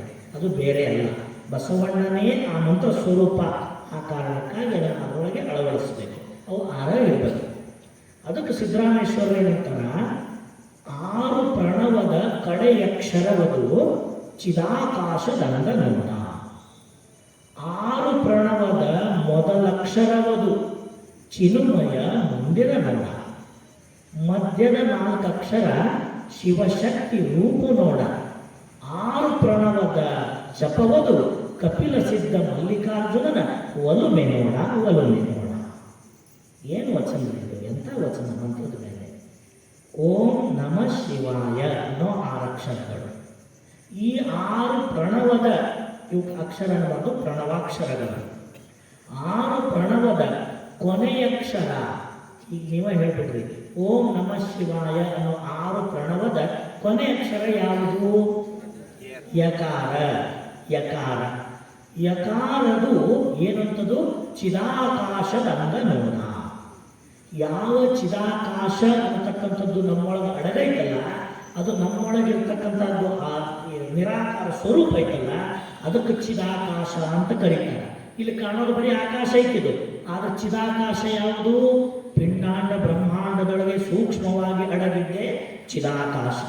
ಆ ಚಿದಾಕಾಶದ ಅಂಗವಾಗಿದ್ದು ಯಾವುದು ಅಂದ್ರೆ ಯಕಾರ ಪ್ರಣವ ಸಂಬಂಧ, ಯಕಾರ ಪ್ರಣವ ಸ್ವರೂಪ. ಆ ಯಕಾರವೆಂಬ ಪ್ರಣವವು ಚಿದಾಕಾಶದಂಗ ನೋಡ. 6 ಪ್ರಣವದ ಮೊದಲಕ್ಷರ, ಮೊದಲನೇ ಅಕ್ಷರ ಯಾವುದ್ರಿ? ಓಂ. ಓಂ. ಕೊನೆಯದು ಯ, ಮೊದಲನೇದು ಓಂ. ಓಂ ನಮಃ ಶಿವಾಯ ಓಂ. 6 ಪ್ರಣವ ಓಂಕಾರದ ಮೊದಲ ಅಕ್ಷರವದು ಚಿನ್ಮಯ ಮಂದಿರ ನೋಡ. ಚಿನ್ಮಯ ಬಸವಣ್ಣವ್ರು ಹೇಳ್ತಾರಲ್ಲ, ಚಿನ್ಮಯ ಚಿತ್ಪ್ರಕಾಶ ಚಿದಾನಂದ ಲಿಂಗವೇ. ಆ ಚಿದಾನಂದ ಲಿಂಗದ ಸ್ವರೂಪ ಚಿನ್ಮಯ ಸ್ವರೂಪ. ಆ ಚಿನ್ಮಯ ಯಾವುದು ಅಂದ್ರೆ ಓಂಕಾರವೇ ಚಿನ್ಮಯ ಸ್ವರೂಪವಾಗಿ ಈ ಭಕ್ತನಲ್ಲಿ ಅಳವಟ್ಟಿರುವಂಥದ್ದು. ನಿನ್ನ ಸ್ವರೂಪ ಯಾವುದು ಅಂದ್ರೆ ಚಿನ್ಮಯ. ಮಯ ಅಂದ್ರೆ ಆವರಿಸಿದ್ದು, ತುಂಬಿದ್ದು, ನಿನ್ನೊಳಗೆ ತುಂಬಿದ್ದು. ಆ ಓಂಕಾರವೇ ಚಿನ್ಮಯದ ಮಹಾಮಂದಿರ ನೋಡ. ಮಧ್ಯದ 4 ಅಕ್ಷರ ನ ಮ ಶಿ ವ. ಈ 4 ಅಕ್ಷರ ಶಿವಶಕ್ತಿ ರೂಪು ನೋಡ. ನಮಃ ಶಿವ ಅನ್ನೋದು ಶಿವಶಕ್ತಿ ರೂಪು ನೋಡ. ಯಕಾರ ಅಂದರೆ ಚಿದಾಕಾಶದಂಗ, ಓಂಕಾರ ಅಂದರೆ ಚಿನ್ಮಯದ ಮಂದಿರ, ನಮಃ ಶಿವ ಅಂದರೆ ಶಿವಶಕ್ತಿ ರೂಪ. ಹಾಗಾಗಿ ಇವೆಲ್ಲವೂ ಕೂಡಿದ 6 ಪ್ರಣವದ ಜಪವದು ಕಪಿಲ ಸಿದ್ಧ ಮಲ್ಲಿಕಾರ್ಜುನನ ಒಲುಮೆ ನೋಡ. ಪರಮಾತ್ಮನ ಒಲುಮೆ ಎಲ್ಲೈತಂದ್ರೆ 6 ಪ್ರಣವದ ಜಪದಲ್ಲಿ, ಈ ಓಂ ನಮಃ ಶಿವಾಯ ಮಂತ್ರದ ಜಪದಲ್ಲಿ ಕಪಿಲ ಸಿದ್ಧ ಮಲ್ಲಿಕಾರ್ಜುನನ ಪರಮಾತ್ಮನ ಒಲುಮೆಯೇ ಐತಿ. ಎದರೊಳಗಂದ್ರೆ ಈ ಮಂತ್ರದೊಳಗ ಅನ್ನೋದನ್ನ ಇಲ್ಲಿ ಸಿದ್ದರಾಮೇಶ್ವರರು ನಮಗೆಲ್ಲ ತೋರಿಸಿಕೊಡ್ತಾರೆ. ಹಾಗಾದ್ರೆ ಇಂಥಪ್ಪ ಮಂತ್ರವನ್ನು ಗುರುವಿನಿಂದ ಪಡೆದ ನಂತರ ಆ ಮಂತ್ರದ ಉಪಾಸನಾ ಕ್ರಮಕ್ಕೆ ಏನಂತ ಕರೀತಾರೆ ಅಂದರೆ ಮಂತ್ರ ಜಪ ಅಂತ ಕರೀತಾರೆ. ಇದು ಬಹಳ ಮುಖ್ಯವಾದದ್ದು. ಮಂತ್ರ ಜಪ ಬಹಳ ಮುಖ್ಯವಾದದ್ದು. ಮಂತ್ರವನ್ನು ನಮ್ಮ ಮನಸ್ಸಿಗೆ, ಭಾವಕ್ಕೆ, ಅಂಗಕ್ಕೆ ಗಟ್ಟಿಯಾಗಿ ಹಿಡಿಸೋದು ಯಾವುದಂದ್ರೆ ಮಂತ್ರ ಜಪ. ಜಪ ಅಂತ ಎದಕ್ಕೆ ಕರೀತಾರ, ಯಾವುದಕ್ಕೆ ಜಪ ಅಂತಾರಂದ್ರೆ ಯಾವುದನ್ನ ಪುನಃ ಪುನಃ ಪುನಃ ಹೇಳ್ತೀವೋ ಹಂಗೆ ಹೇಳೋದಕ್ಕೆ ಜಪ ಮಾಡೋದು ಅಂತ. ಈಗ ನಮ್ಮ ಮನ್ಯಾಗ ನಮ್ಮ ಅಮ್ಮಗ ಎಲ್ಲರೂ ಹೊರಗೆ ಹೋಗಿರ್ತಾನ, ದಾರಿ ನೋಡ್ತಿರ್ತೀವಿ, ಲಘು ಬರಲಿಲ್ಲ ಅಂದ್ರೆ ತಿರ್ಗಾ ಮುರುಗಿ ಅವನ ಹೆಸರು ಹಿಡಿದು ಕೇಳ್ತಿರ್ತೀವಿ, ಬಂದನು ಅಂತ. ಅವು ಬಂದ ಕೂಡಲೇ ಮನ್ಯಾಗಿದ್ದವ್ರು ಏನಂತೀವಿ, ಯಪ್ಪ ನಿಮ್ಮ ಅಜ್ಜ ನಿಂದ ಜಪ ಮಾಡಕತ್ತಿದ್ದ. ಏನು ಮಾಡಕತ್ತಿದ್ದ? ನಿಮ್ಮ ಅಜ್ಜ ನಿಂದ ಜಪ ಮಾಡಕತ್ತಿದ್ದ. ಜಪ ಮಾಡೋದಂದ್ರೇನು? ಮತ್ತೆ ತಿರುಗಿ ಪುನಃ ಅದೇ ನಾಮವನ್ನು ಸ್ಮರಣೆ ಮಾಡೋದಕ್ಕೆ ಏನಂತಾರೆ? ಜಪ ಅಂತಾರೆ. ಹಾಗಾದ್ರೆ ಮಂತ್ರ ಜಪ ಅಂದ್ರೇನು? ಪುನಃ ಆ ನಾಮವನ್ನು ಸ್ಮರಣೆ ಮಾಡೋದು, ಉಚ್ಚರಿಸೋದಕ್ಕೆ ಏನಂತಾರೆ? ಮಂತ್ರ ಜಪ ಅಂತಾರೆ. ನಾವು ಬೇರೆ ಜಪ ಭಾಳ ಮಾಡ್ತೀವಿ, ಭಾಳ ಜಪ ಮಾಡ್ತೀವಿ. ನಾವು ಜಪ ಕಡಿಮೆ ಇತ್ತು ನಮ್ಮದು. ಮುಂಜಾನೆ ರಾತ್ರಿ ಮಠ ಜಪ ಇರ್ತದೆ. ಆದ್ರೆ ಯಾಕೆ ಹಿಂಗಾಗಿವೆ ಅಂದ್ರೆ ಮಂತ್ರವನ್ನು ಜಪ ಮಾಡಿದ್ರೆ ಹಿಂಗೆ ಹಾಕಿದ್ದಿಲ್ಲ, ಒಳ್ಳೆ ಆಗಿರ್ತಿದ್ವಿ, ತಯಾರಾಗ್ತಿದ್ವಿ. ಬೇರೆ ಜಪ ಬಿಟ್ಟು ಯಾವ ಜಪ ಮಾಡ್ಬೇಕು? ನಾವು ಮಂತ್ರ ಜಪ ಮಾಡಬೇಕು. ಅದಕ್ಕಂಥ ಜಪದೊಳಗೆ, ಮಂತ್ರ ಜಪದೊಳಗೆ 3 ವಿಧಗಳನ್ನು ನಮಗೆ ತೋರಿಸ್ಕೊಡ್ತಾರೆ. ಯಾವುದು ಅಂತ ಕೇಳಿದ್ರೆ, ಷಡಕ್ಷರಿ ಮಂತ್ರದ ಜಪ 3 ತೆರನಾಗಿರ್ಬೋದು. ಮಾನಸಿಕ, ವಾಚಕ, ಉಪಾಂಶುವೆಂದು ಪ್ರಣವ ಪಂಚಾಕ್ಷರಿ ಮಂತ್ರವು 3 ತೆರನಾಗಿ ಜಪಿಸಲ್ಪಡುವುದು ನೋಡ. ಒಂದೇ ಮಂತ್ರ 3 ವಿಧದಲ್ಲಿ ಜಪಿಸಲ್ಪಡುವುದು, 3 ವಿಧದಲ್ಲಿ ಪುನರುಚ್ಚಾರಣೆಗೆ ಒಳಪಡುವುದು. ಜಪ ಅಂದ್ರೆ ಪುನರುಚ್ಚಾರಣೆ. ಅದನ್ನು ಪ್ರಭುದೇವರು ಹೇಳ್ತಾರ, ಪುನರುಚ್ಚರಿಸಿದಲ್ಲದೆ ಮಂತ್ರ ಸಿದ್ಧಿಯಾಗದು ನೋಡ. ಒಮ್ಮೆ ಹೇಳಿಕೊಂಡ್ರೆ ಕೆಲಸ ಆಗೋದಿಲ್ಲ. ಮತ್ತೆ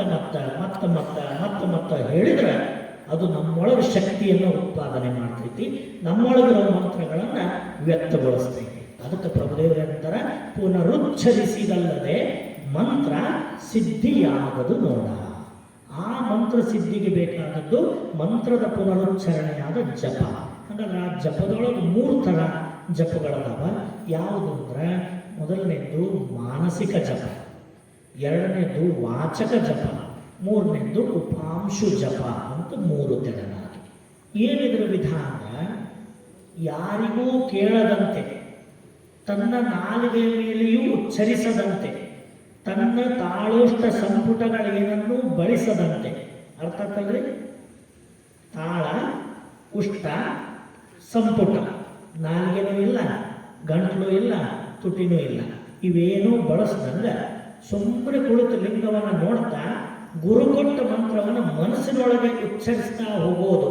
ಮನಸ್ಸಿನೊಳಗೆ ಆ ಮಂತ್ರವನ್ನು ಪುನರುಚ್ಚಾರಣೆ ಮಾಡೋದೈತಲ್ಲ ಅದಕ್ಕೇನಂತಾರ ಮಾನಸ ಜಪ ಅಂತ ಕರೀತಾರೆ. ಹಿಂಗೆ ನೋಡಿದ್ರೆ ನಮ್ಮ ತುಟಿನೂ ಒಳಗಾಡಬಾರ್ದು, ಶಬ್ದನೂ ಹೊರಗೆ ಬರಬಾರ್ದು, ಏನೂ ಇರಬಾರ್ದು. ಮನಸ್ಸಿನೊಳಗೆ ಆ ಮಂತ್ರವನ್ನು ನಾವು ಜಪ ಮಾಡೋದಕ್ಕೇನಂತಾರ ಮಾನಸ ಜಪ ಅಂತ ಕರೀತಾರೆ. ಎರಡನೇದು ವಾಚಕ ಜಪ. ವಾಚಕ ಜಪ ಅಂತ ಎದಕ್ಕೆ ಕರೀತಾರಂದ್ರೆ ಸಿದ್ಧಲಿಂಗೇಶ್ವರ ಹೇಳ್ತಾರ, ವಾಕ್ಯದಲ್ಲಿ ಅಂದ್ರೆ ಮಾತಿನಿಂದ ತಾಳ ಉಷ್ಟ ಸಂಪುಟದಿಂದ ಉಚ್ಚರಿಸುತ್ತಾ ಶಿವಾಯ ಹರಾಯ ಮೃಡಾಯ ಭವಾಯ ಮೃತ್ಯುಂಜಯಾಯ ಸೋಮಶೇಖರಾಯ ಪ್ರಭುವೇ ವಿಭುವೇ ಶಿವಾಯ ನಮಃ ಅಂತ ಅನ್ನೋದು ವಾಚಕ ಜಪ ಅಂತ ಹೇಳ್ತಾರೆ. ಏನು ಶಬ್ದ ಕೊಡ್ತಾರೆ ನೋಡ್ರಿ, ಶಿವಾಯ ಹರಾಯ ಮೃಡಾಯ ಭವಾಯ ಇವೆಲ್ಲವುಗಳು ಪರಶಿವನ ನಾಮಗಳೇ. ಭವಾಯ ಅಂದರೆ ಭವವನ್ನೇ ಕಳೆಯುವ ಭವಹರ ಸ್ವಾಮಿ ಸ್ವರೂಪ ನೀನು. ನೀನೇ ಮೃಡ ಅಂದ್ರೆ ಒಡೆಯ ಸ್ವಾಮಿ ನೀನೇ. ನಿನ್ನನ್ನೇ ನಾನು ಶರಣೆಂದು ಜಪಿಸ್ತೇನೆ ಅಂತ ನಾವು ಉಚ್ಚರಿಸಿ ಸಂಭ್ರಮದಿಂದ ಮಂತ್ರವನ್ನು ಉಚ್ಚರಿಸೋದೈತಲ್ಲ ಇದಕ್ಕೆ ವಾಚಕ ಜಪ ಅಂತ ಕರೀತಾರೆ. ಇನ್ನು ಮೂರನೇದ್ದು ಉಪಾಂಶು ಜಪ. ಉಪಾಂಶು ಅಂದರೆ ಕ್ರಿಯಾಕಾಲದಲ್ಲಿ, ಇಲ್ಲೊಂದು ಶಬ್ದ ಹೇಳ್ತಾರೆ, ಕ್ರಿಯಾಕಾಲದಲ್ಲಿ ಕ್ರಿಯೆಯೊಳಗ ತೊಡಗಿದಾಗ ಹೆಂಗಿರಬೇಕು ಮಂತ್ರ ಜಪ. ಆ ಮಂತ್ರ ಕೇವಲ ತನ್ನ ಕಿವಿಗೆ ಮಾತ್ರ ಕೇಳುವಂತೆ, ಇನ್ನೊಬ್ಬರಿಗೆ ಕೇಳದಂತೆ ಆ ಮಂತ್ರ ಜಪವನ್ನು ಮಾಡಿದರೆ ಅದು ಉಪಾಂಶು ಜಪ ಅಂತ ಕರೆಸ್ಬಿಟ್ಟೈತೆ. ಈಗ ನಾವು ಆ ಮಂತ್ರನ ಹಿಂಗೆ ಅಂತೀವಲ್ಲ, ಕೇಳ್ತಲ್ಲ ನಮಗೆ, ಹಿಂಗೆ ಮೈಕ್ ಬಿಟ್ಟು ಅಂದ್ರೆ ನಾ ಅನ್ನೋದು ನನಗೆ ಕೇಳ್ತೈತಿ, ನಿಮಗೆ ಯಾರಿಗೂ ಕೇಳಲ್ಲ. ಹಂಗೆ ಕ್ರಿಯಾಕಾಲದೊಳಗೆ ಇದನ್ನು ತ್ರಿಕಾಲ ಸಂಧಿಯೊಳಗೆ ನಾವು ಸಂಧಿಸಿಕೊಂಡು ಈ ಮಂತ್ರವನ್ನು ಜಪ ಮಾಡೋದಕ್ಕೆ ಏನಂತ ಕರೀತಾರೆ ಉಪಾಂಶು ಜಪ ಅಂತ ಕರೀತಾರೆ. ಹಿಂಗೆ ಪ್ರಣವ ಪಂಚಾಕ್ಷರಿ ಮಂತ್ರ 3 ವಿಧದಲ್ಲಿ ಜಪಿಸಲ್ಪಡ್ತೈತಿ. ಈ 3 ವಿಧದೊಳಗೆ ಯಾವುದು ಹೆಚ್ಚು ಪರಿಣಾಮ ಕೊಡ್ತೈತಪ್ಪ, ಯಾವುದು ಶ್ರೇಷ್ಠ ಪರಿಣಾಮ ಕೊಡ್ತೈತಿ ಅಂದ್ರೆ ಮಾನಸಿಕ ಜಪ ಹೆಚ್ಚು ಪರಿಣಾಮ ಕೊಡ್ತೈತಿ. ಸದಾಕಾಲ ಮನಸ್ಸಿನೊಳಗೆ ಆ ಜಪವನ್ನು ಎಡಬಿಡದೆ ಸ್ಮರಿಸ್ತಾ ಇರೋದು. ಕಾಯಕ ಮಾಡ್ತಿರಲಿ, ತಾಯಿಯಂದ್ರು ಪ್ರಸಾದ ತಯಾರು ಮಾಡ್ತಿರಲಿ, ನಾವು ವ್ಯವಹಾರಗಳು ಮಾಡ್ತಿರಲಿ, ಪ್ರವಚನ ಕೇಳ್ತಿರಲಿ, ಏನಾದರೂ ಬರೀತಿರಲಿ, ಕ್ರಿಯೆಗಳೆಲ್ಲ ನಡೆಯುವಂಗೆ ನಡೆದು ಮನಸ್ಸು ಮಾತ್ರ ಮಂತ್ರವನ್ನೇ ಪಠಿಸ್ತಾ ಮಂತ್ರದೊಳಗೆ ಲೀನವಾಗಿ ಬಿಟ್ಟಿರ್ತಂದ್ರೆ ಅದು ಬಹಳ ಪರಿಣಾಮವನ್ನು ಕೊಡ್ತೈತಿ. ಅದಕ್ಕೆ ಏನಂತ ಕರೀತಾರೆ ಮಾನಸಿಕ ಜಪ ಅಂತ ಕರೀತಾರೆ. ಹಾಗಾದ್ರೆ ಇಂತಪ್ಪ ಜಪ, ಇಂತಪ್ಪ ನಿರಂತರವಾದ ಮಂತ್ರದ ಅನುಸಂಧಾನ ಭಕ್ತನಲ್ಲಿ ಅಪರಿಮಿತವಾಗಿರ್ತಕ್ಕಂಥ ಅನಂತವಾಗಿರ್ತಕ್ಕಂಥ ಆತ್ಮನ ಶಕ್ತಿಯನ್ನು ವ್ಯಕ್ತಗೊಳಿಸ್ತೈತಿ. ಇದು ಮಂತ್ರದ ಪರಮಾರ್ಥಿಕವಾಗಿರ್ತಕ್ಕಂಥ ಫಲಗಳ ಒಂದು ನೆಲೆಯನ್ನು ನಾವು ನೋಡಿದೆ. ಇನ್ನು ಸಾಮಾನ್ಯರಿರ್ತಾರೆ, ಅವರಿಗೆ ಗುರು ಇರಲ್ಲ, ಮಂತ್ರೋಪದೇಶ ಪಡೆದಿರೋದಿಲ್ಲ, ಮತ್ತು ಅವರಿಗೆ ಮಂತ್ರ ಏನು ಕೊಡ್ತೈತಿ? ಯಾರಿಗೆ ಉಪದೇಶ ಇಲ್ಲ ಆದರೂ ಅವರು ಓಂ ನಮಃ ಶಿವಾಯ ಮಂತ್ರವನ್ನು ಪಠಿಸ್ತಾರೆ, ಅಂಥವರಿಗೂ ಬೇಕಲ್ಲ ಮಂತ್ರದ ಫಲ.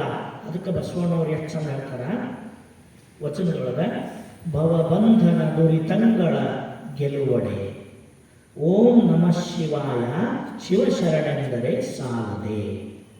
ಜಯ ಜಯ ಶಂಕರ ಹರ ಹರ ಶಂಕರ ಶಿವ ಶಿವ ಶಂಕರ ಶರಣೆಂದು ತಿರುಗಿತೆನ್ನ ಮನವು ಕೂಡಲ ಸಂಗಮ ದೇವರಿಗೆ ಶರಣೆಂದು ತಿರುಗಿತೆನ್ನ ಮನವು.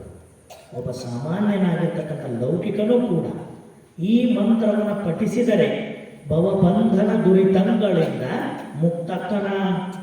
ಎಲವೆಲವೋ ಬ್ರಹ್ಮಹತ್ಯವ ಮಾಡಿದವನೇ, ಎಲವೆಲವೋ ಪಾಪಕರ್ಮವ ಮಾಡಿದವನೇ, ಒಮ್ಮೆ ಶರಣೆನ್ನು ನಮ್ಮ ಕೂಡಲ ಸಂಗಮ ದೇವರಿಗೆ ಒಮ್ಮೆ ಶರಣೆನ್ನು.